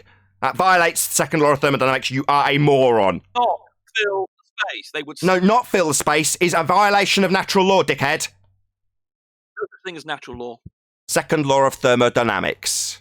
Entropy increase. Look it up. It's proportional to time and described quite admirably by you earlier when you described these balls in a hypothetical chamber, all bouncing out of it. They're still subject to gravity. Nathan... Oh, I see. So after the fact, when I pointed out that your analogy had them all bouncing out, you're now going to say that if I introduce gravity, the elastic collisions I described with them all bouncing out doesn't happen anymore, right? Okay, there would still be the odd ball that would bounce out due to random collisions causing one ball to acquire more velocity than would be required to go out of the container. That's not the same as it filling the space. That's just the odd one creeping out and then having to return when get a little bit hard on the top of the container, and then it would fall back in due to gravity, because there's a force acting on them, Nathan, just like there's a force bonding a brick together, and that's why that's not subject. Well, you could ask yourself, why doesn't a brick be subject to entropy and then disappear off into space? Okay, I'll ask. Can I ask? So does a brick have intermolecular bonds holding it together? It does. And does a gas have intermolecular bonds holding it together? I believe you told us on 6 separate occasions through me that gas doesn't have intermolecular bonds, but that wasn't important. And what do you think those intermolecular... Maybe ask me a question. So a brick, and when I ask you why it's not flying apart, it's because of intermolecular bonding. And what do you think? Yes. And New question and a bit of a stutter. So the brick's got intermolecular bonds. Does gas? Nathan, those bonds apply a force between the components of the brick molecule. And what about between the gases? Do they have intermolecular bonds? There is a force holding the gas molecules to the Earth in the same way. And is it an intermolecular bonding force like the brick? Does entropy? It's not answering, you see. So we've got a brick, and we've established that that does have intermolecular bonds, and that's the force holding it together. And the gas doesn't have that force, but you're going to call it gravity, after explaining that the gas with elastic collisions would fill the space. And a brick are like the forces of gravity acting... Oh, like the forces of gravity. So you're saying gravity's like intermolecular bonds? Well, it applies a force to the gas molecules, just like the intermolecular bonds in a brick hold the brick together. And there's the same intermolecular bonding force in gas, right? No, there's not. Oh, right, so they're not analogous then. So when we point out that PhD moron clown show Thunderfoot says that gas behaves like bonded bouncy balls with intermolecular bonds, a force holding them together behaves the same as unbonded gases that expand in all directions to fill the space with elastic collisions. You're saying these two aren't the same, they're not analogous, right? Yeah, we know. Earlier, though, you said it wasn't important, and now your argument involves a brick with forces holding it together at the intermolecular level. Wow, it's so strange that this wasn't important 10 minutes ago, and now it's part of your argument with a brick. In the atmosphere and the Earth, just like there are forces between the atoms in a brick. No, gases don't have intermolecular forces between them, you stupid idiot. There are not... There are a stuttering bunch of bitches here. One of them's Thunderfoot Clown and one of them's you. Because no, gases do not have intermolecular bonding forces like a brick. And yet again, a flat earther's got to correct your dumbass. Do you think there's a force... Don't ask me something. Taste my salt. Yes, it's anyway. Stutter for me! That's right. Your brick has got intermolecular bonding forces you said weren't important earlier. Same force is... No, it's not. Gases don't have this same force, you stupid dick. Are you thick? The same force is acting on... No, gases don't have intermolecular bond forces, moron. Effectively, the atmosphere... Effectively? No, they don't have them. You're stupid. ...is being held onto the scales of the Earth's surface. Oh, the scales of Earth's surface is like intermolecular bonding? The same force is acting on the atmosphere. Oh, no, you said that the bonding's the same as the bonding between the intermolecular bonds of the brick, and gases don't have them. They're just... Yes, but that's because I was making an analogy between the... Oh, an analogy that's not got intermolecular bonding you said wasn't important earlier. Yes, we know. You see, you had to interrupt me, didn't you? What, by pointing out that the unimportant intermolecular bonds that were hand-waved earlier are now critical to your argument when you analogize between the forces the brick has, that would be intermolecular forces that were unimportant earlier, and gravity, that would fly in the face of your description of gases filling the space when bouncing with elastic collisions. But of course, that's me interrupting as opposed to summarising the absolute annihilation of your argument. Because gases don't have intermolecular bonding forces like bricks. And I'm more than happy as a flat earther to point out to you and the clown show known as Thunderfoot that gases aren't like bricks or bonded bouncy balls, because they're subject to intermolecular bonding forces. Now, gases don't have them. As much as you'd like to inject your fundamentalist religious belief in gravity and equivocate between the bonded forces that are on an intermolecular level and your zealot belief in gravity. Well, bad luck, clown show. Thunderfoot's going to have to be held to task, and you're not going to defend him as your greasy lawyering didn't help Dan. It's not going to help Thunderfoot. With that, I'll say if you are watching this on either Nathan Oakley 1980 or Nathan Oakley Premiering streams, then stay tuned as there will be an after show to follow. Unfortunately, if you are watching this live, this is where we bid you farewell. A huge, massive, enormous thank you to all of you who smashed the super chat, liked, commented, shared, subscribed, joined as a Nathan Oakley 1980 channel member, and all that good stuff. Be sure to check out nathanoakley.com and the Flat Earth Debate Forum to keep up to date with the community debate. Another massive thank you to today's Google and Discord panel for making today's live show possible. Once again, stay tuned if you're watching on either premiering stream. I've been Nathan Oakley, and I'll see you all in the next video.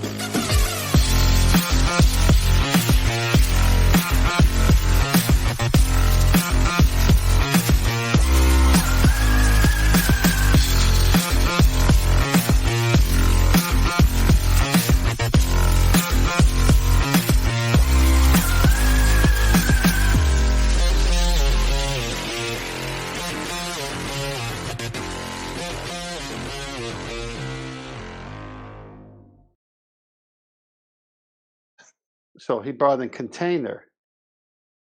The moment he argues that one ball can get out, he's fucked. Yeah, I agree. I saw your text in the chat. I think he's screwed once he starts a certain gravity. Can I just show? Are we in like a closed circuit, or is this public? After show. Public though, or is it? What up, sleeping yeah. stranger here? Yeah, it's public. So just, Nathan, when you were saying about there are no intermolecular bonds with gases, just be aware that there is a counter to that. They might come up with it at some point. Okay. The London dispersal forces that are intermolecular is why we have clouds, but it's caused by charge. And it's why clouds keep their shape. I know they move a little bit, but they generally keep their shape. Theoretically speaking, all the gases shouldn't create clouds, but we have clouds. So there is something that's holding clouds together. But it's called they're called London dispersal forces, and they're caused by charge. But there's no charge out in space apparently because it's a vacuum. Right. Yeah, but clouds aren't exactly gas. That's part of a cycle. That's at the corner of a phase change. Yeah. I'm only just letting you, because technically, if they ever come back with these London dispersal forces, they are intermolecular. Just be aware. I was aware, but if you imagine that cycle's got a triangle, an equilateral triangle, and each part of the triangle has got a little circle around the end of the angle, and inside that little circle you can describe these intermolecular forces, but it's at the corner of one of the triangles of a phase change. So you're describing something that's happening at a process where it goes from being gas to being liquid and falling back to the ground, and clouds are in that circle. It's really weird. I don't normally see Nathan on camera. Why do you look so fuzzy as well? You're watching the preview screen from Meet, and that's on my secondary camera, just so the main camera can actually go out to Discord. This feels so strange. It feels like it's like a new cave. A new cave. Or watching me scratch my nuts and stuff. Yeah. Picking your nose and generally doing stuff you shouldn't be doing. No, not really. Just pressing buttons. Yeah, I got a good one.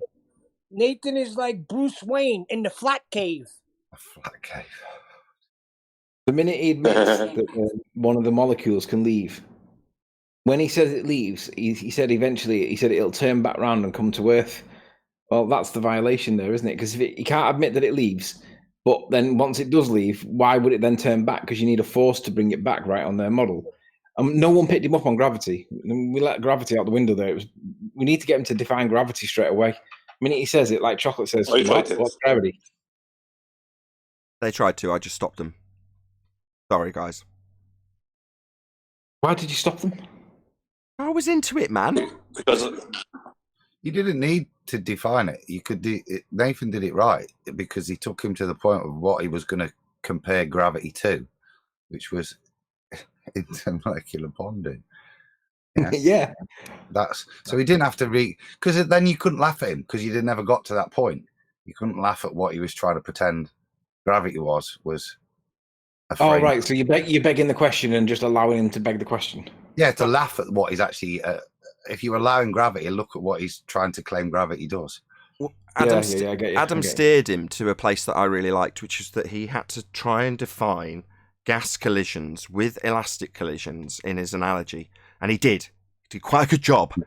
But he forgot to add gravity. And that was the point that I'm like, absolutely sliced his head off. And then after I've pointed out that you've just described elastic collisions, as you say, well, once you've got stuff bouncing out of the tank, unlike bouncy balls poured into a fish tank, given enough time they settle at the bottom, they don't just keep bouncing out, right? Well, that point is the point that he should have had his description include gravity, his fundy belief, but he forgot to put it in.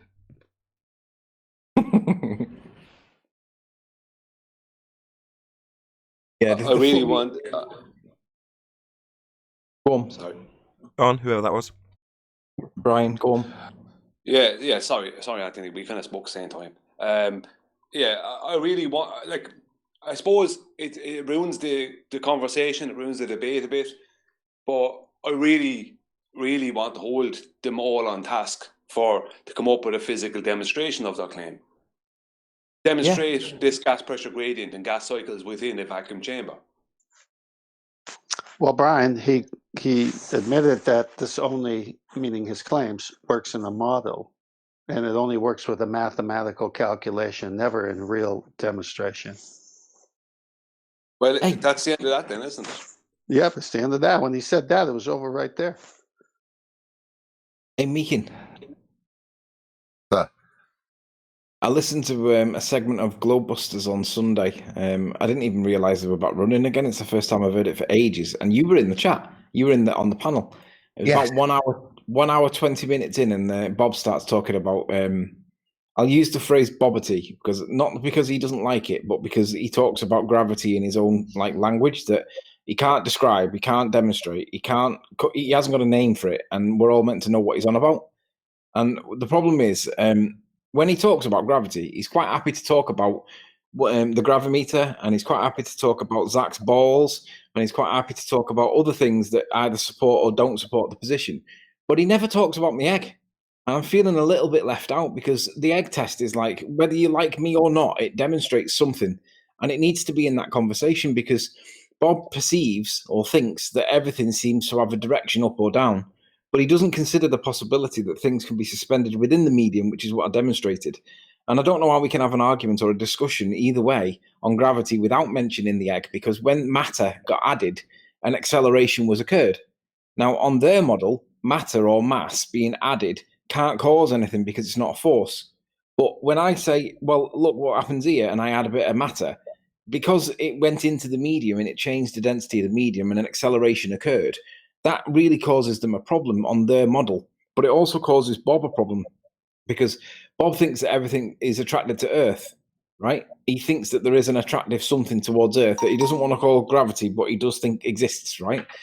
But if that's the case, then he needs to address why the egg test doesn't explain the perception that he has. I know he doesn't accept it, but he hasn't explained why. I have the answer for you. Hold on, Neil. Sorry to... From Bob himself. Hold on. If Adam was there, I'm not saying you're wrong, Anthony, but Adam, can you just clarify that is what is being claimed, that there's a universal down? No, that's what it's like when both of them talk, Bob and Tony, you have to clarify each other's points. They both misrepresent each other's position, I think. So like I did on the show, Bob brought that up, density, and I did make a point of discussing it and saying no, it's density disequilibrium that causes the forces, the movement and acceleration, however you want to. And the term acceleration I address as well. I think that's fundamental in maybe a fundamental misconception that might not be there, but I address that side. On the other side, I'd say,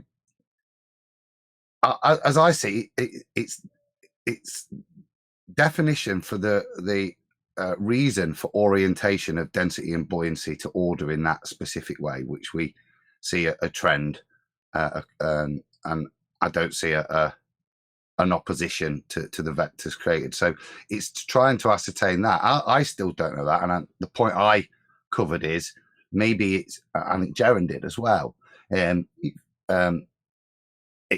comes down to maybe in life accepting that is a natural law, that you're not necessarily going to be able to attribute any causation to it. That's what Bob's trying to find, that causation. He's clear it's not mass attracting mass, but he sees, and this is the point I say, he sees the fact that it's an acceleration implies a force. I don't necessarily think that myself. I think there has to be a causation for orientation, but like I said, that to me that could end up a natural law. So, hold on, just one more question. Anthony, I don't know when you're ready. Well, I was just going to say, where does a helium balloon fit into this? Can't you just let go of a helium balloon and have this idea shattered? Yeah. So that point was addressed because Bob said, "Well, what happens if you fill up a lead balloon with helium? It still falls down." I said, "Yeah, this is all demonstration of exactly this principle that density disequilibrium causes physical changes. It causes a realignment back to that equilibrium. Now, a helium balloon is in no way in equilibrium. You blow it up on the ground, but you put that helium balloon into a medium that's more dense than it, so it follows those same rules of density and buoyancy. Yeah. But why does it go up? What is the causation that things that are lighter than the medium they're in go in that direction? Like I said, that to me falls to natural law. All right, hang on. Let me address the point he made with the helium balloon. His answer was, if you add helium into a container, the container doesn't get lighter. It gets more dense because you're putting matter into the container. That's not true. If you put helium into the container instead of the medium that's in the container, which would be air, then the container does change its relative weight because there is a buoyant, I'll use the word loosely, there is a buoyant effect on the container and it loses a little bit of its weight. It's minuscule because the container is going to be relatively heavy and you're not going to be able to observe much of change. But the more matter you keep putting in and keep compressing that and putting more and liquefied matter at that point, like more and more compressed air or helium or whatever, keep putting in liquid propane, for example, you're putting in matter. So you've lost the buoyant effect of the gas and you're replacing it with matter, which has got weight to it. And I'll use that word loosely as well. So his explanation for why the helium balloon or the helium inside a container not losing weight is factually wrong, though. He says it gains weight. It only gains weight once there's so much matter going in, because you've got to have the container and the pressure. Then you get the weight because it's contained. But if you replace the matter that's inside the container with the helium, it will cause a slightly buoyant effect. It'd be negligible, but it does cause that. So he's factually wrong. But okay, hold on. He's just using the word weight, and weight means gravity. I know, but there's no other word to use it because we have to use something to describe Anthony, I don't think you're aware of this. Witsit, Austin Witsit gets it, has the same, pretty much the exact same belief as Bob. They call it dielectric acceleration. I know Bob's not into debating. I know he doesn't do that. I asked him publicly. I said it publicly, and he knows about it on this show some weeks ago.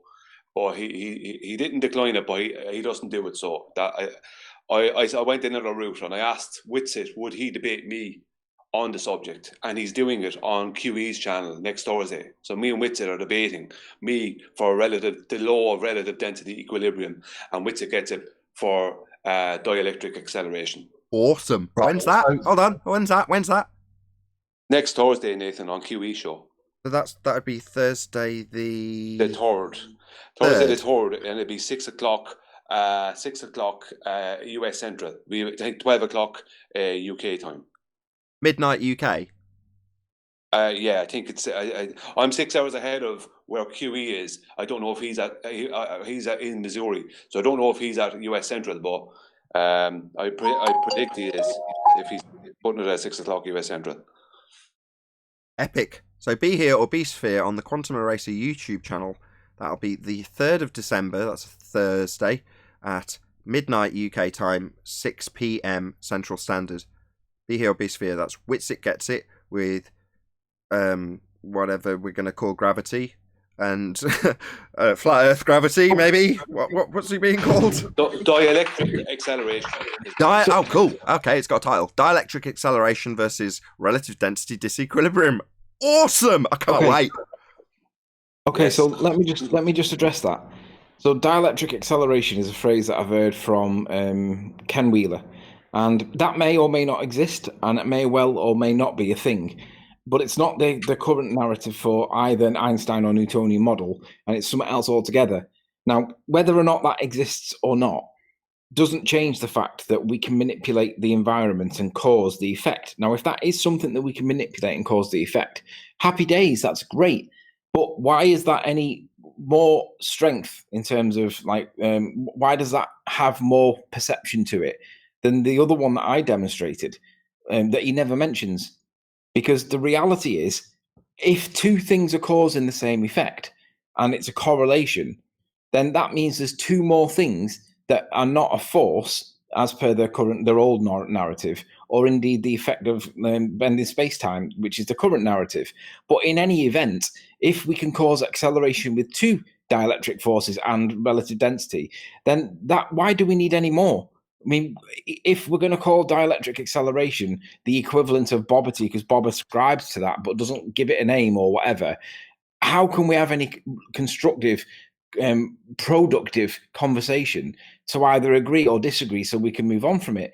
Because what Bob's describing may well be in agreement with Witsit, but ultimately, if he can't give it a name or demonstrate it or describe it and just pontificate around the idea that something is dictating the difference between the two and doesn't accept that it might be the thing that I demonstrated or the dielectric force, then what is he actually talking about? Because let's go with the dielectric acceleration.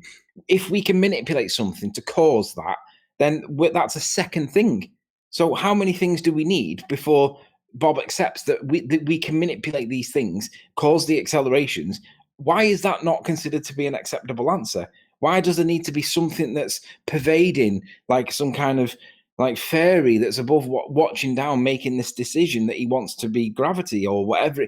It becomes too remote for us to even be able to discuss, because he can't give it a name, he can't describe it, he can't demonstrate it, he can't calculate it. Not that you need to calculate it, but my point remains that whatever it is that he's talking about, he can't communicate that thing that he's talking about without basically calling it gravity. And we know that gravity doesn't even exist because they can't demonstrate it. But we can demonstrate factors that influence acceleration. So why is that not good enough? Well, I think the main disconnect is I can't speak for Witsit, but with Bob, he doesn't seem to actually have a full grasp of what relative density equilibrium is, from what I heard him speak, from the way I heard him speak, because I'm on the show there with Adam, and on top of that, I think that they are the dielectric. I can't say they, but from what I heard Bob say, dielectric acceleration is basically a downward force, a pull downward towards the Earth. So there's a disconnect. Sorry? It isn't though, because a dielectric force is relative to the direction in the current. If the atoms are flowing in a particular way, which is my understanding is, if we're talking about the same thing, my understanding is as you go higher in the atmosphere, the voltages increase between the particles. And if the voltages are increasing, there is a current flow of some kind in a rough direction, which is basically Earth and outer Earth. There's a vertical alignment with the current flow. Like in an electrostatic ball, you know, when you put your hand on the glass ball and it arcs out to your fingers and it looks cool, a plasma ball thing. It's essentially like that. There's something that's creating a flow in a direction. Now that flow is directional, caused by the flow of energy itself, right? The electricity, if you will. But that's not the gravity. And if it is the gravity, that means Bob's totally into the electric universe. And whether that's right or wrong is irrelevant. The point is that that's what he's describing. But he doesn't want to say electric universe. But whatever he's describing, he's got to give it a name. And he doesn't like Bobbity, and he doesn't like relative density disequilibrium. But at least relative density is relative to the density of the mediums that we're in, and we can demonstrate that. But he doesn't want to talk about it. But I want to know what's wrong with it. Because if he can't demonstrate what's wrong with it, then he hasn't got a reason to reject it, but he does reject it. So I want to know, why does he not accept it, or why does he reject it? Because in my eyes, it explains what we see, because all objects of matter are more dense than the air that we're in, apart from helium balloons, which are not. So when you test that in a vacuum chamber and they say, well, why down? Well, the answer to that for me is, well, light doesn't do it, does it? And light's meant to be a massless particle. Light doesn't pool at the bottom of the vacuum chamber. What do you mean, why down? Because it's massless. We're talking about why down. Helium doesn't go down in a vacuum chamber. What do you want about? Bob's argument is everything either goes up or down and in no other direction. And my answer is because of mass, relative mass to the medium that they're in. That's the answer. I understand but that. Bob wants to talk about... Hold on. I'm just trying to specifically clarify what you said about helium in a vacuum. Yeah. Well, in that instance, right, there's no up, down, or anything else, right? In that scenario, the helium becomes the medium. It just expands in all directions. There's no up or down or anything. It's just filling the space. So in that example, what up, what down? There's just all vectors, or all times. That's all there is. So there is no up or down. It becomes the medium. Let me address it. He started to talk about a collapsing density tower in a falling out the sky plane. And he thought that was an equivalent argument to having, I don't know how to word this without misrepresenting the guy, but he thought that there was a comparable argument to make a point. Now, there is no comparison with a plane falling out the sky and something in equilibrium, right? Because you're comparing something at free fall with something else that's not. In his head, he's got this 9.8 meters per second squared, and he thinks that all objects accelerate at the 9.8 meters per second squared, right? But they don't. Because the helium balloon doesn't accelerate at 9.8 meters per second squared. And if it does, it goes the wrong way, but it's not getting to that required speed. But he thinks that that's a universal law. He thinks that all objects accelerate at that rate, and they don't. Because my egg didn't accelerate at 9.8 meters per second squared when I only added a little bit of salt. It accelerated at an extremely slow rate relative to the amount of matter that I put into it. Now, you can correlate that with some mathematics, but it doesn't change the fact that it did demonstrate something. And that's what I want to know. Why does he not accept it? Because if it can be demonstrated and we can predict it and we can even calculate it and then we demonstrate it, what's wrong with that?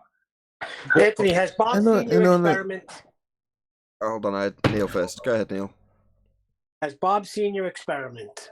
Of course he has. I heard him talking on Iron Realm Media once, and he basically says, I don't accept that because... And he did start talking about why he didn't accept it. But all of his answers he gave were demonstrably the case with the test itself. He just doesn't like talking about it, and he cuts it off.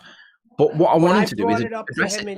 When I brought it up to him in chat, when I was arguing with him, he said he hasn't seen anything new by you, and he will not look at it until you apologize for cursing at his wife. That's what he told me. There's your answer. So what he's doing is... Hold on. What he's doing... Hold on. Did you curse at his wife? Hang on. What he's doing is he's personalising let's just cover this. Just get it out of the way. Don't drag it out. Don't drag it out. Just did you or didn't you?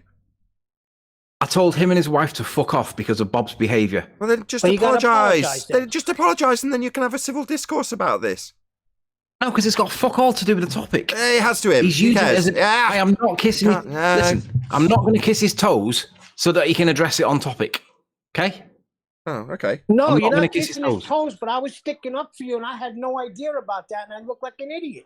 Yeah, you see. Bob, I didn't know that. I'm sorry. See, now Neil knows that. He feels like an idiot. Can't you just apologise? That's out of order. Can't you just say sorry? So if Neil's acting like a dickhead, and I tell Neil that he's acting like a dickhead, and I don't want to talk to him anymore because of it, and I tell him to fuck off, I am not going to apologise for telling him to fuck off because he's being a dickhead. I am not condoning Bob's behaviour by apologising. No. But it's not asking you to condone his behaviour. Hold on. He's just... hold on, Neil. No. Hold on. No. Right, hold on. It's not... You're not condoning his behaviour. All you'd be apologising for is the manner you've addressed him in. That's all you'd be apologising for. That would be made clear. It's just been made clear by me. I'll tell you what I'll do.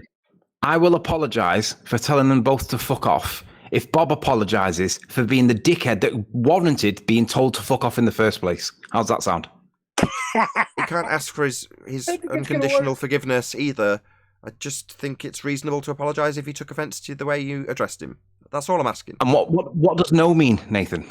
I know. I'm not going to do it because it condones his poor behaviour. Now, I will do it if he apologises for being the dick in the first place that warranted being called the dick. Hasn't he already done that? But he won't do that. Hold on, he's already done that for me. Well, that's you. Good for you. Have you not had... I'm not apologising for when I've not done something wrong. How was he acting? What was he doing? How was he acting like an idiot? I was trying to peacemake between Bob and Nathan at the time. I was trying to get them both to have a conversation, just to sort out some differences. And Bob he started getting shirty. And in the end, he started being snotty with me because I was trying to peacemake. And all I was trying to do was trying to have a conversation and trying to open up bridges, right? Yeah, you could say I was interfering, but I was interfering for a good cause. And in the end, he got snotty with me. I told him to fuck off, and I'll tell him again, and I will not apologise for it because it condones his poor behaviour. The simple fact is, Bob does not like being challenged, and he will not be challenged. And if you think I'm going to apologise for telling you to fuck off, Bob, guess again, buddy. Hold on. I might already be able to offer what you want. Well, so hold on. No, you can't. Hold on. You can't because that's called making excuses for your friend or Bob or whatever. No, Bob needs to apologise for what he did to justify why I told them both to fuck off. And he it's has. that simple. And he has. He hasn't. He has. You're wrong. No, he hasn't. Yeah, you will not let me tell you. So no, I don't need to. Bob has not apologised for his behaviour. Yes, he has. You just not let me tell you. Yes, he has. I don't accept an apology by proxy. I'm sorry. It's not. You won't let me tell you.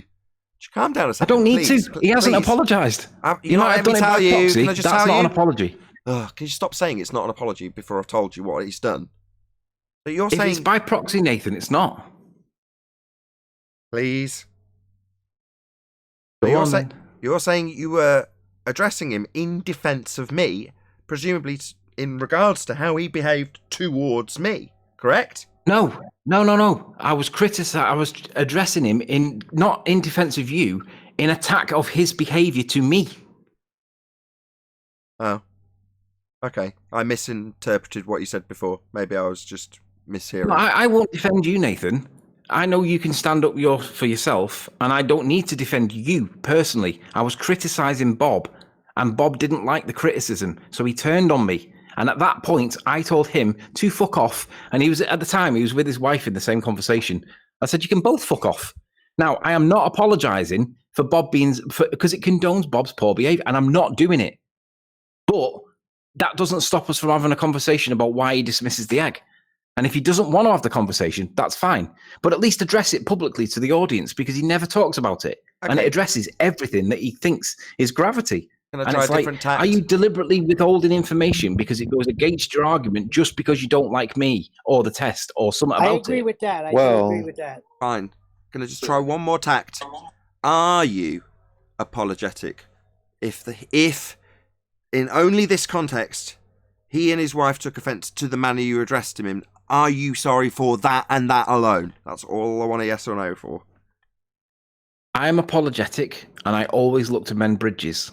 However, I am not apologising for the consequence of Bob's poor behaviour. He needs to start that before I even think of doing anything. If that was to happen, then I would of course apologise. But he has to be accountable for his own behaviour first, because it was him that caused it. If he doesn't accept that he caused it, then he can fuck off. And I'll say it again. Okay, so what's that got to do with his wife then? They were both in the same conversation at the time, and Bob was being a prick. So what does Bob being a prick have to do with his wife then? They were just in the same conversation at the same time. She was just there. She was guilty by association. I don't have a problem with Bob's wife. She just happened to be in that conversation at the time. I don't normally speak to her, but she just happened to be in that conversation, so she was guilty by association only. Actually, at the time, me and Cammy were trying to mend bridges. We were trying to do the right thing, the positive thing, but Bob just didn't like it. So me and Cammy were actually on the same page. Bob was just getting frustrated because he didn't see any effort he didn't see any value in trying to be like positive or constructive. So he was getting frustrated because he saw me as interfering, And I was like, well, there is a common good here, Bob.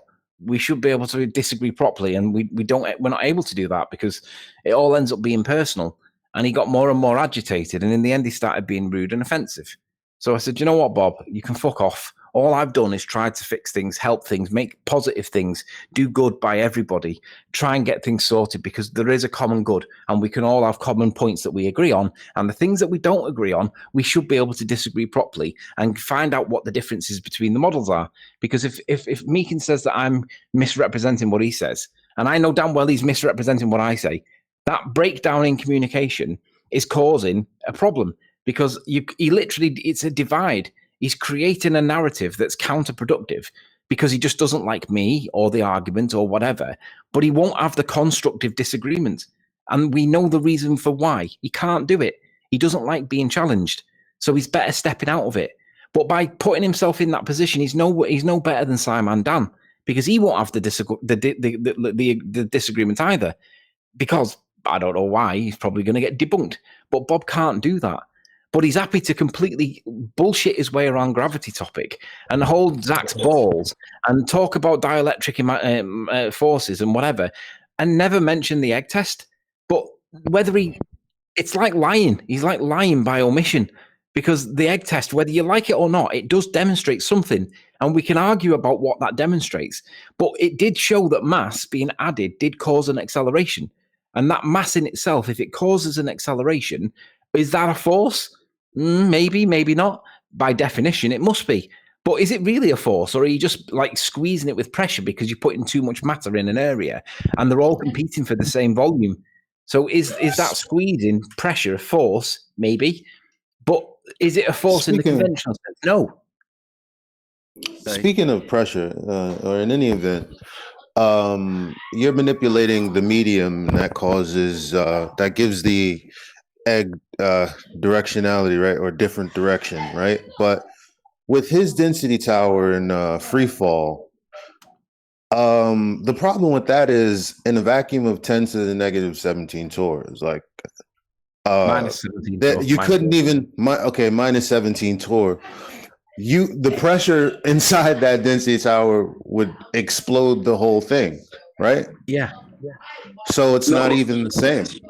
Well, there's something you're missing about that density, about that thing in the free fall with all the liquids mixing together. That's just a liquid version of the atmosphere at ground level. We have this homogeneous atmosphere at ground level. Everything is, everything's mixing together.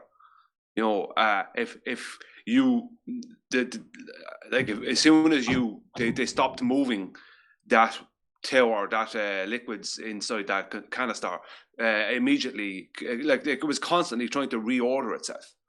You know what I mean? Via it's constantly seeking its equilibrium. Yes, exactly. It was constantly, and as soon as they stopped, it did that. Let me just address something that bugs me, because it's constantly misrepresented, and I'm not aiming this at Bob in any way. This is generally what's misrepresented by ballers, but let me address it with like people on this side of the topic so that you know how to address it. It's really straightforward. I'm just going to get up my density layer, and then I want to screen share. How do I screen share now? Where's screen share? Same way you always did. I'm never crossing you, Anthony. Oh, there it is. Yeah, Nathan Oakley is presenting. Yeah, present your entire screen. Yeah, that'll do. This will take you as the main presenter. Share now, and then I want that. Right. So what they always say, why is it up or down? Because that includes the helium balloon explanation, right? Why helium balloons up and everything else down? I want you to focus on. You see my screen now, yeah? Yes. Yep. Right. So look at these beads. These beads here are lined up on the left-hand side of the container, right? And we know that they are more dense than the medium above it, and we know that they are less dense than the medium below it, and they're basically squashed in that position because they can't go up or down. But if I add more volume to this volume that's already there, is there going to be a lateral displacement until it gets to the walls of the container and it's sandwiched in between these layers? And therefore, if there is a lateral displacement, it's not vertical, is it? Or are they going to stack on top of each other? Now, I'm going to say, if one was to fall on top of them there, it would fall into that squash bit between them, push them sideways, and there would be lateral displacement. Does Does anybody disagree with that? If what falls? What I didn't get what you're talking about there. Sorry. If I added a bead and it fell on top of it, and it would laterally displace the beads, and it would find its equilibrium in line with the rest of the beads, so the width of the beads would increase, but that would be described as lateral displacement rather than vertical displacement. Does anybody disagree with that? But the beads are solid. Correct. Why would they get wider? I don't know what the. Well, the beads are circle balls, aren't they? Footballs or little helium balloons, bouncy balls or whatever. So what I'm saying is, if I add it, are you saying if you dropped in a bead into that canister there, that there would be lateral displacement? Not initially. It would be vertical initially, but then when it meets the beads and it finds its equilibrium, if it found equilibrium over on this side, it would just go in between the layers. But if it went on this side, it would force itself in between the beads, and the beads would start to laterally displace, and it would then get a little bit wider. But what would force itself in between the beads? I'm not getting this. Like if you put in a bead into that, it's going to displace up the way. Like I mean, there's going to be the liquid height will rise because you're displacing. That's what's going to happen. But I'm on about the relative position of the bead that we're just dropping into it. It's going to fall down. It's going to land on top of these. It's going to fall in between them and push them sideways to create its point of equilibrium. Well, the bead is going to eventually go to where it should be as via density. If I had three beads, it's not only vertical movement; it's lateral movement also. Like you don't just have pressure downward; you have pressure on all sides. Well, you have pressure in all directions with the bead, but the bead, but it depends on the density of your bead. If you put in a bead, it will go down in that liquid until it gets to a point where the density of the liquid below it is enough to support it. It's structural support. What I'm getting at is, would the beads stack in a vertical column, or would they push these beads that are already there sideways until it got to the wall, and then it would start to vertically stack? Or you were talking about pushing the beads that are already there out of the way? Lateral displacement. Well, yeah, but you're adding more density underneath that bead, though. Eventually, that's what's going to happen. I'm not. I'm adding more volume of that matter that's already there. There's not enough volume to fill that layer at the minute.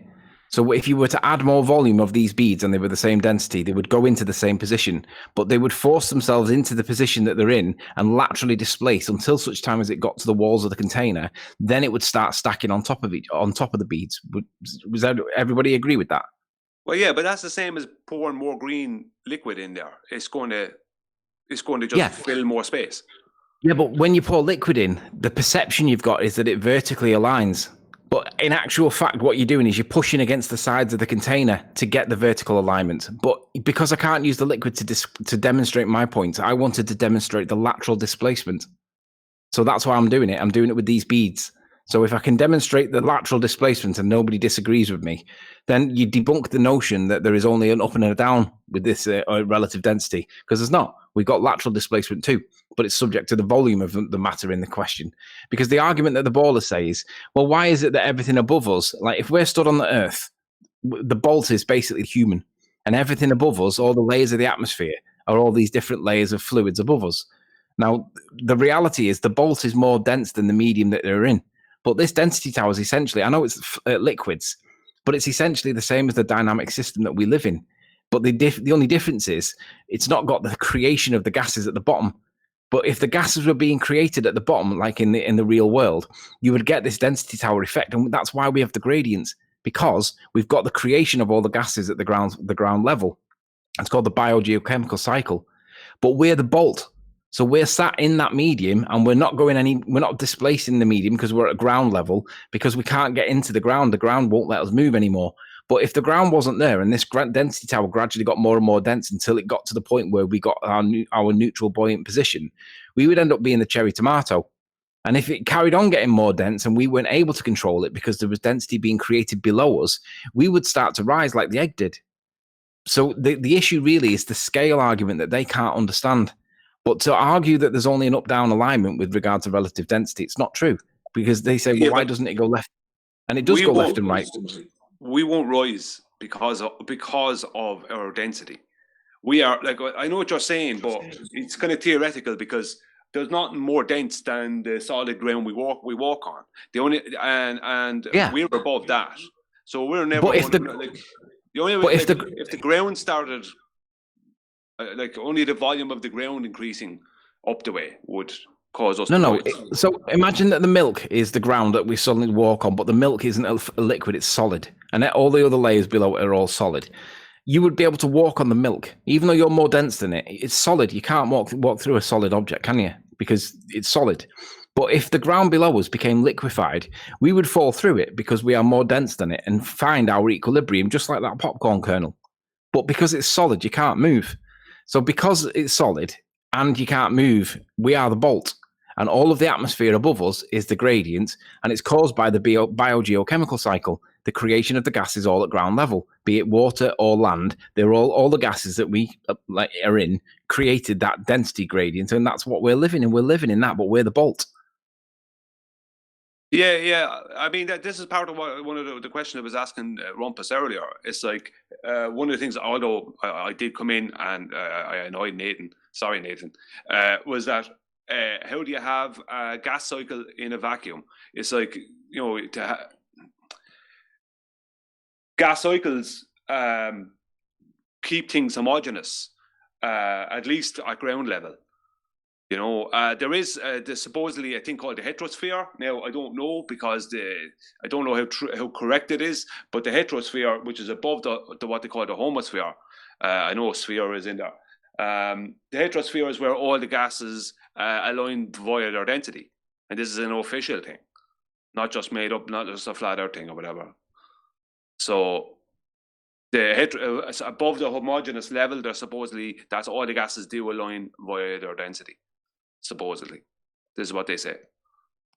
What we need to know is what happens to. I remember we need to know what happens, and I know that we know what happens, but we need the demonstration to prove it. What happens if you inject into a vacuum chamber a small amount of helium gas? Does it pool at the bottom, or does it fill the container? And if it fills the container, I know that we know that, but we need the demonstration that proves it. And well, they need the demonstration that shows that it pools at the bottom, and that doesn't exist. So what do we do with assertions without evidence? Dismiss them. Correct. They've got to demonstrate that helium or hydrogen will pool at the bottom, and it won't do it. And until they can do that, then their argument's gone.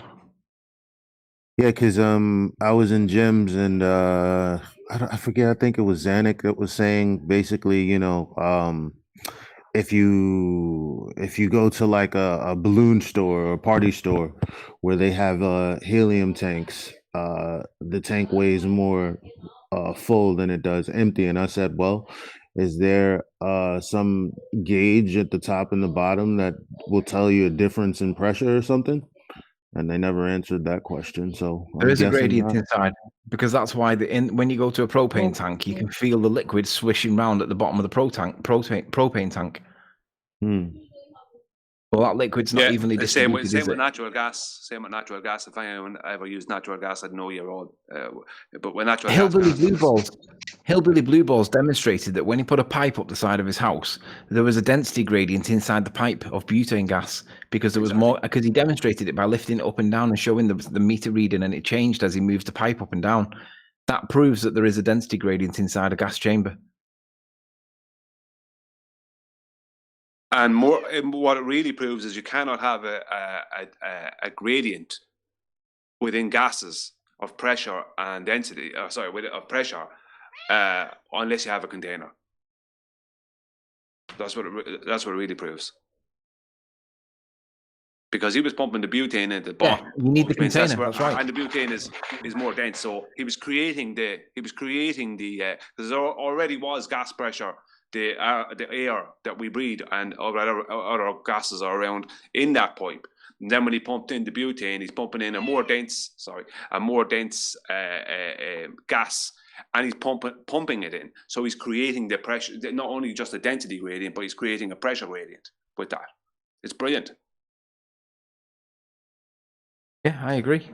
They can't get past that gas pressure argument, because they've got to say, because at the end of the day, the bottom line is they need a force to turn the molecules back to head to Earth. They haven't got a force. So, but even if they did, it ain't going to be. This is the problem, because how much force is there on a gas molecule that weighs basically nothing? How much force is there that's capable of being put to that when it's relative to mass? And the answer is it's going at 600 meters per second. You need quite a strong force to slow that down and turn it back. And they haven't got it. And the further away from Earth it gets, the weaker that force gets. And the further away it gets, the weaker the force gets.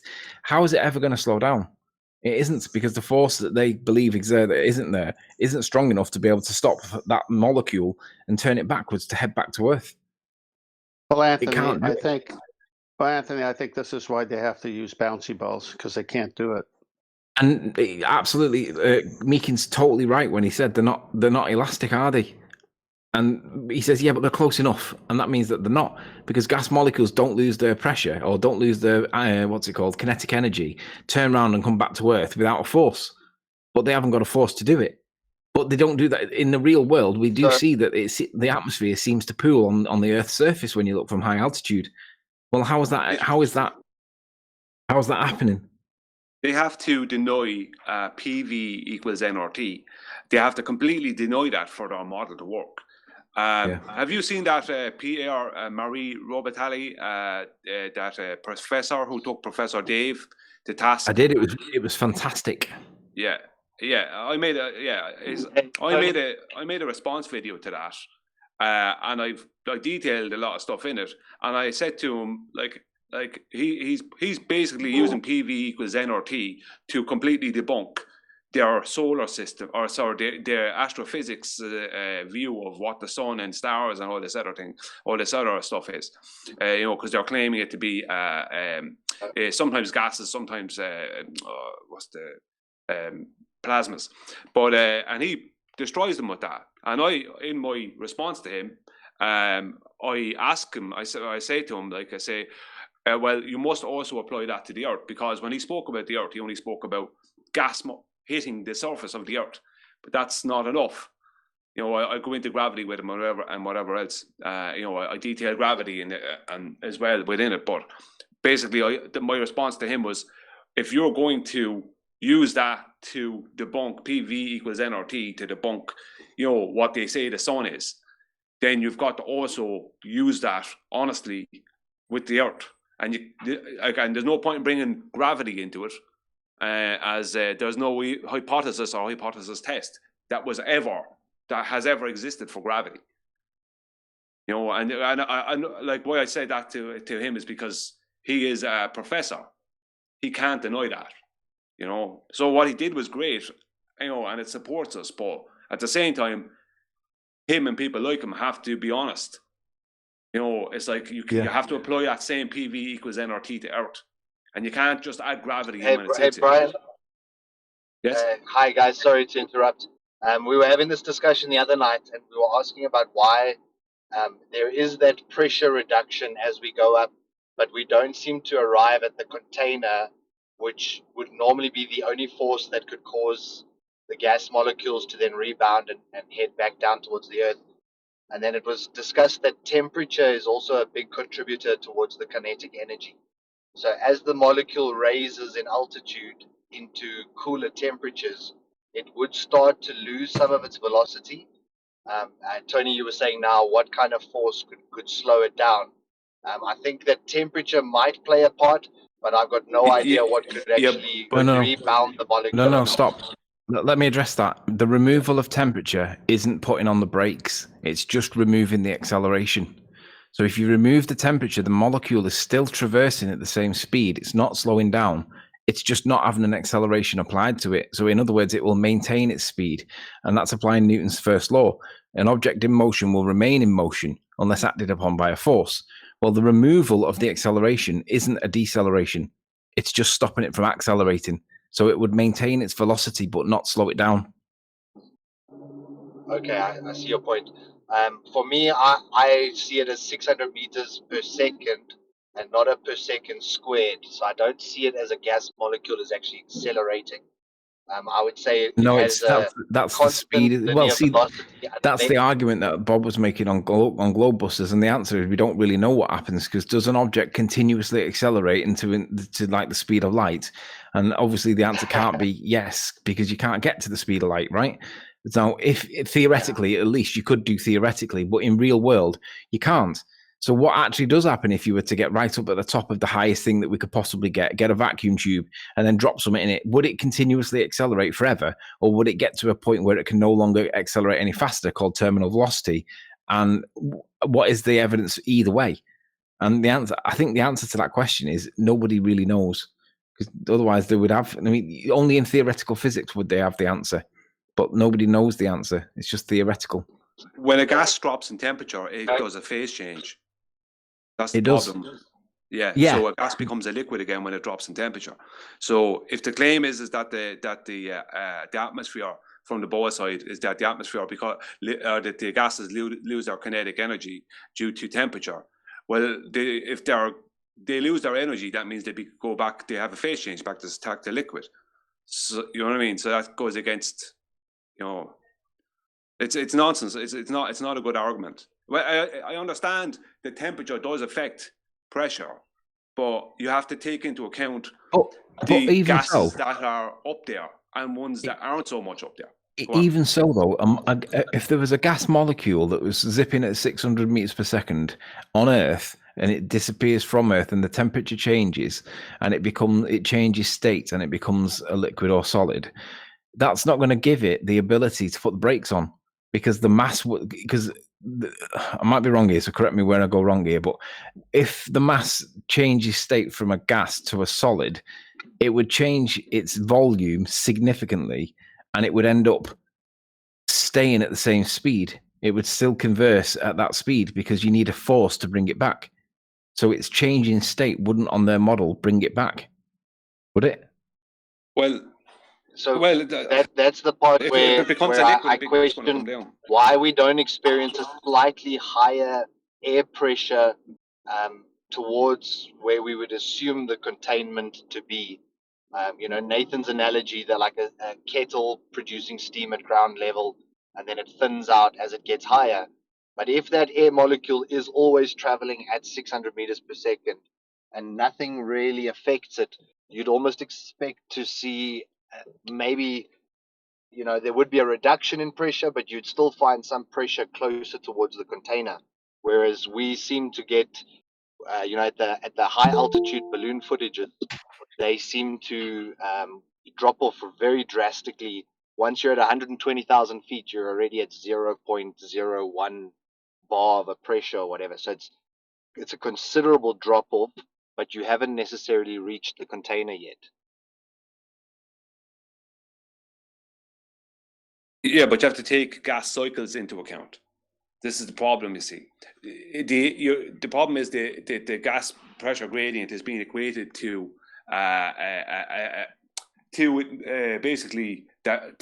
we have a vacuum supposedly outside of us, and is a gradient of pressure away from ground level out to outer space.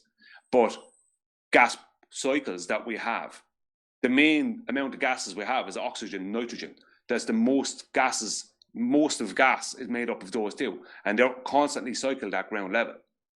So the problem is, like, if you have gas cycles, now, can anyone give me any information on the helium cycle?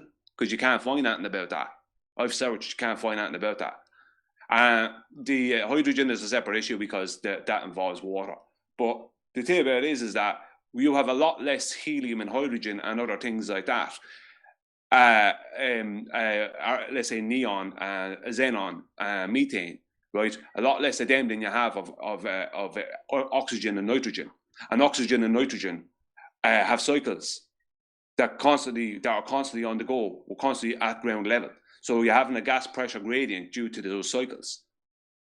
The cycles keep the majority of the gases and the majority of the pressure at ground level. Yeah, but when we have those cycles, because things go up and down by virtue of it being a cycle and it's controlled by the sun, then that goes against their argument that an object in motion will remain in motion unless acted upon by a force. Because although the sun reduces the entropy, is it a force? But the fact that there's a cycle there doesn't really support their argument that objects will go up and down because they're in a cyclical nature. Because that would have to be a force, and unless they're going to call, like, I don't know, what would that force be that they're in their model? Because I don't see one. Gravity. Can I ask Brian to respond sorry, Ted. to what I'm about? Sorry, Ted. Can I just last thing, Yeah, and then go I have to leave. So, just I had an idea that if there were all these really far, significantly less dense gases that are rising, like the helium and hydrogens, they would obviously then coalesce higher up in our atmosphere, probably more towards wherever the containment occurs. But then shouldn't we almost experience like an hourglass in pressure, whereby it contracts, so pressure reduces, and then we start entering the less dense gases again, and then the pressure starts to increase again?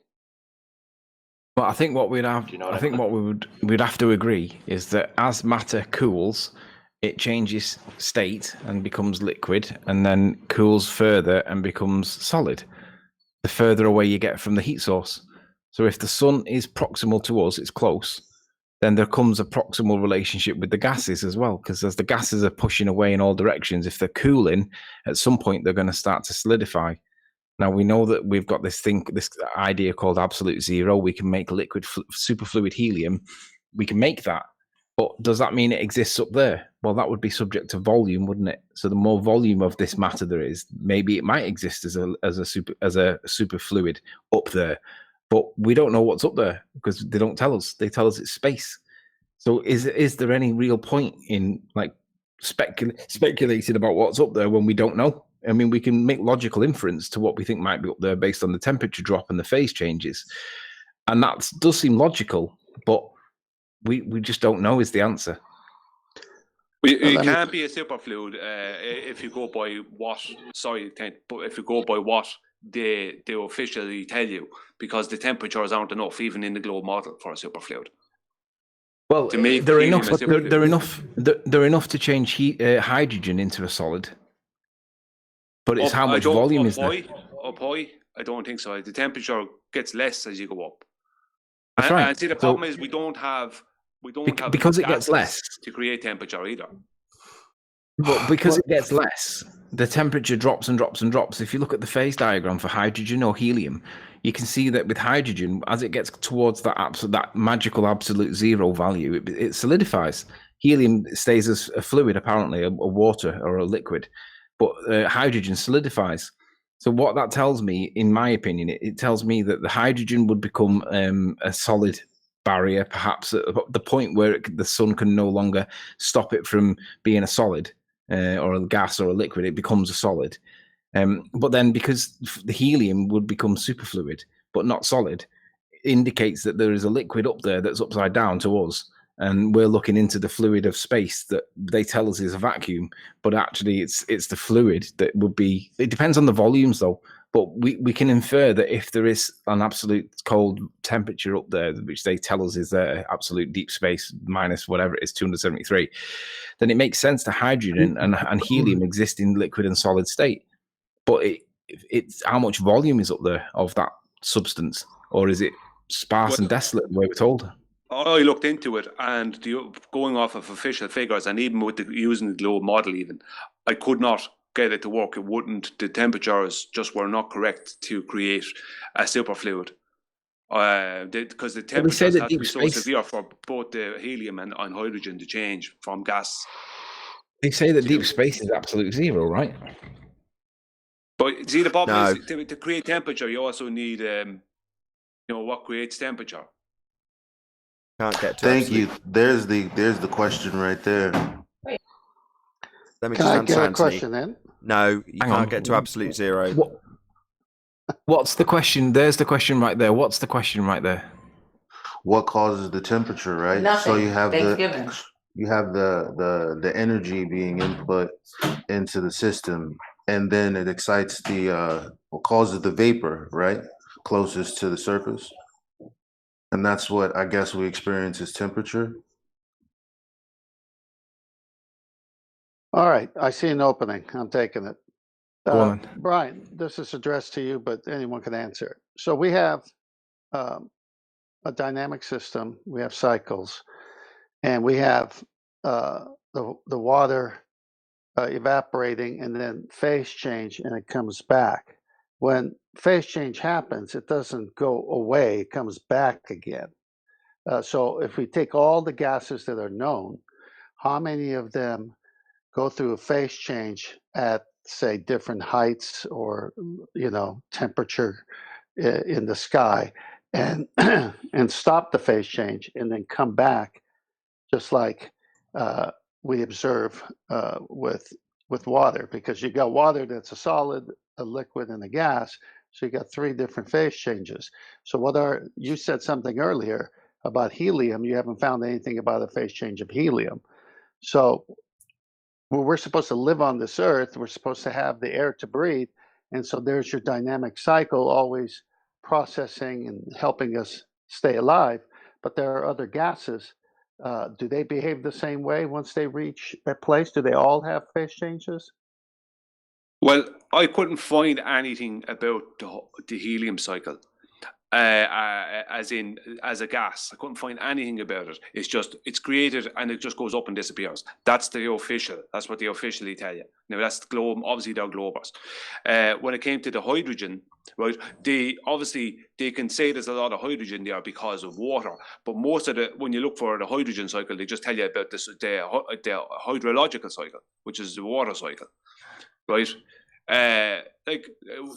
when air is oxygen is created from. I think I have this. I think someone might correct me if I'm wrong, but photodissociation, which is when water vapor rises, rises from the surface. Right, it's less dense than oxygen and carbon dioxide. Nitrogen and argon and those, so it rises up. It has to rise up to become clouds, to condense and become clouds. But a lot of it doesn't, and photodissociation. The sun converts that and it breaks that apart. It breaks apart the compound, so you end up with hydrogen and helium separate. Oxygen and hydrogen separated. Right, so it separates the compound of H2O, which the sun does. So then we use that oxygen, and there's a lot. I'm trying to remember because I did a lot of research on it, but I did so much that it's hard to remember everything I did. I have to go back and read it. But do you accept that there is a phase diagram for helium? I can express that, boys, if you want. You've got to kind of take standard numbers. But if you look at temperature as you go up, it gets about, where are we? It gets to around about minus 60, not quite, until you get right at the top and you get a peak of minus 80 to 90 in terms of temperature in sorry, I'm about a minus 120, in Fahrenheit, which is, about 90, up to 90 degrees Celsius. Now, when you were talking about all those other gases, we're looking at basically their boiling point, condensation point. None of them are, with the exception of carbon dioxide at 78, they're either going to have any kind of phase effects happening, like methane, oxygen, nitrogen, 161, 183. Helium is 268.9. So all of them are going to be steady gases. They're going to be more or less energetic based on that temperature, i.e. their average speed will be slightly lower, but they're all going to be gases with no issues of phase change, with, like I say, the exception of possibly carbon dioxide, if you're getting up into what would be described as the thermo layer, at the top of the meso layer, which is 80 kilometers high, 50 miles high. So there's temperatures there that possibly would cause some condensation and sublimation of carbon dioxide gas into liquid or solid. Yeah, but what about in deep space where they tell us the temperature's like close to absolute zero? You're going to get phase changes there of virtually all of the gases. Well, this is the interesting thing, isn't it? What is temperature? And then if you're thinking about the average energy that molecules, they're going to soak up energy from the sun. That's what increases the... But you're kind of dealing with individual energetic particles if you're going into that theory of small particles going into the vacuum of space. What And vacuum of that's kind space? of not testable here, is it? But I Wow. can't envisage that the temperature. They're energetic on their own. They've got their own energy, and they just keep going. Yeah, you're in the realms of Narnia, talking about how rockets would work in space and how gas would behave and whether or not it would have a phase change in a fake place called space.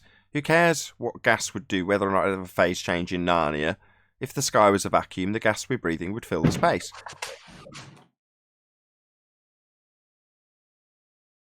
Exactly. So that's my point. When Anthony showed the density tower, if you just change all those elements and objects in that density tower to gases, they behave in a similar way, right? No, I think they would. I don't actually. That's the $1 million question. Do they all mix together into one like homogeneous spread out? Officially, we are supposedly have the homosphere, which is closer to ground level. This is the official, closer to ground level, where all the gases mix together, and then we have supposedly a thing called the heterosphere. I know I'm using the word sphere. Above that, where the gases align themselves due to their density. Now, if you take into account that there's a lot less helium, let's just say, and hydrogen, hydrogen, let's just say, than we have oxygen and let's say and nitrogen, and let's say there's less of gases like neon and that than there is of oxygen. If we do have, as they say, a heterosphere, where we have everything gases aligning themselves more to do with more due to their density, then you're going to have a very thin line of helium because we have very little of that at the top, and hydrogen above that maybe or whatever. But you know what I mean? You're going to have the thinner gases if there's an alignment due to a gradient alignment due to density. Like we have a lot less of these thinner gases, so you're going to have you're not going to have the high pressure because you don't have the amount. You know? Right, but you got to remember. No, not right. No. Stop.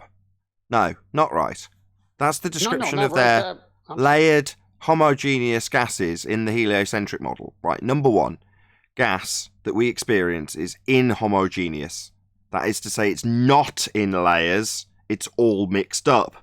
So, yes, you can describe their layer cake moving up to the top and extrapolate that out into having a sandwich layer of helium at the top. That's not how gas behaves. Right? It's all mixed up, inhomogeneous. Yes, When I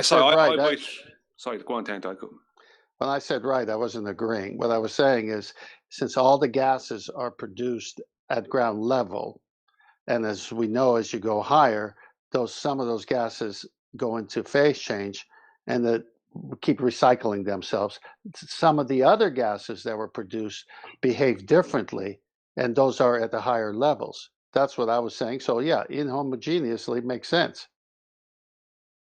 Yeah, what they're saying, Nathan, is what I was saying is that officially we have all these mixture of every gas closer to ground level, and when you go up higher, the gases, this is what they say, start to align themselves due to density. This is official. Like, I'm not saying it's correct, I can't prove it, but I'm saying that's the official line on it. No, I understand that. And I'll disclaim that. You're describing their version of a homogeneous layer cake of gases. And what I'm saying is, what do we actually experience? Well, do we experience a decrease in pressure? Yeah. As we go up, well, we can account for that. There's less of it being produced. It's produced at ground level. That's where the highest concentrations are. But is it separating, like egg white or whatever in let's have a look at what Adam's presenting. Is it separating out? No. You don't find that there's a different mixture of gases, do you? You go up higher and there's just less pressure. Adam, what have you got on? It's presented. This is what they're claiming. So nitrogen, oxygen. So and look at the scale. The point I'd make is look at the scale. If you look at up to 100 kilometers high, look, it's a straight line. The composition is exactly the same.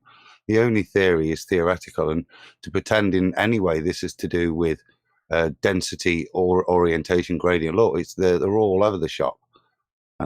So it's not. Or if there is any ordering, it doesn't appear. Yeah, look. on. Meekin, there is another way to interpret that. Look at that. I don't know. I'm not sure of the color, but the line that's going from 300 at the bottom, at the very, very bottom, it goes up to 1,000 at the far right hand side. Go and move your cursor over a bit. Yeah, that one.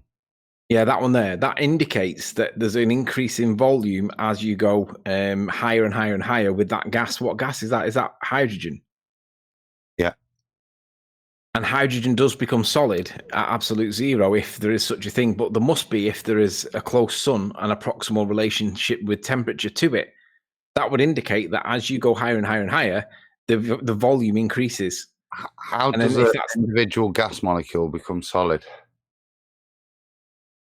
What if it was already there in the first place? Because that was the construct, and periodically chunks fall off it, and we perceive them as meteorites.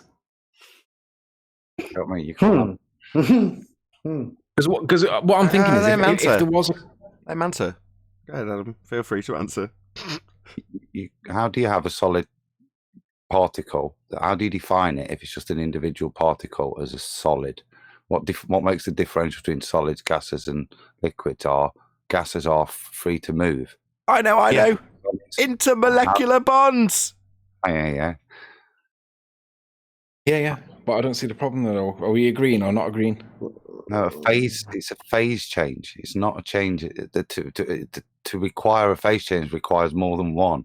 It requires a combined effort of the things together to do something. Now, again, you're into fucking fantasy land, but if you were in space, the reason there's no temperature is there's nothing there. It's like if you were into a vacuum chamber, it doesn't have a temperature, does it? But it's not you don't freeze. In vacuum, you don't see things freezing in there. There's no real temperature. The stuff eventually equates. Yeah, but if there's nothing there to give or take, things you don't go cold. You give your heat. Something takes your heat off of you. So if there's nothing in the vacuum to take heat, in my theory, if you were to imagine this bullshit, there's nothing to cool you down in space. That's why the ISS would overload with heat. But all there is the sun giving you heat. And you've got no way to disperse that heat.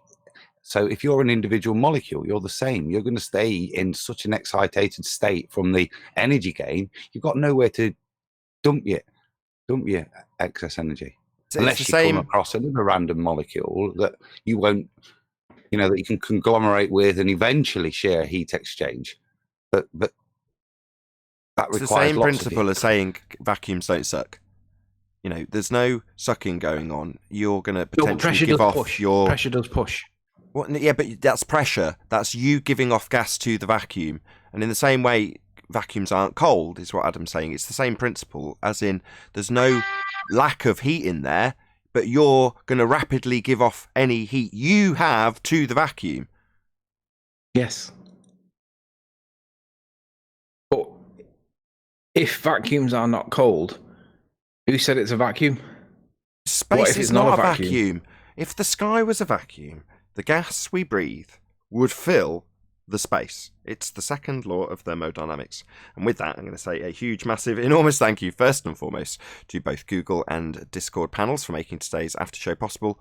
And of course, a massive thank you to all of you in either Nathan Oakley 1980 or Nathan Oakley Premiering streams for hopefully smashing the super chat, liking, commenting, sharing, subscribing, and all that good stuff. Be sure to check out nathanoakley.com and the Flat Earth Debate Forum to keep up to date with the community debate. I've actually also got, might as well plug it now while I'm still doing it, a GoFundMe campaign that's currently running, so I will stick a link in the info box. Massive shout out to Hannah, Chris, Rob, Jamal and Abraham for already supporting that. So once again, another massive, huge, enormous thank you to tuning in, smashing the super chat and all that good stuff. Thanks to both Discord and Google Plus panels for making the show possible. I'll see you all in the next video.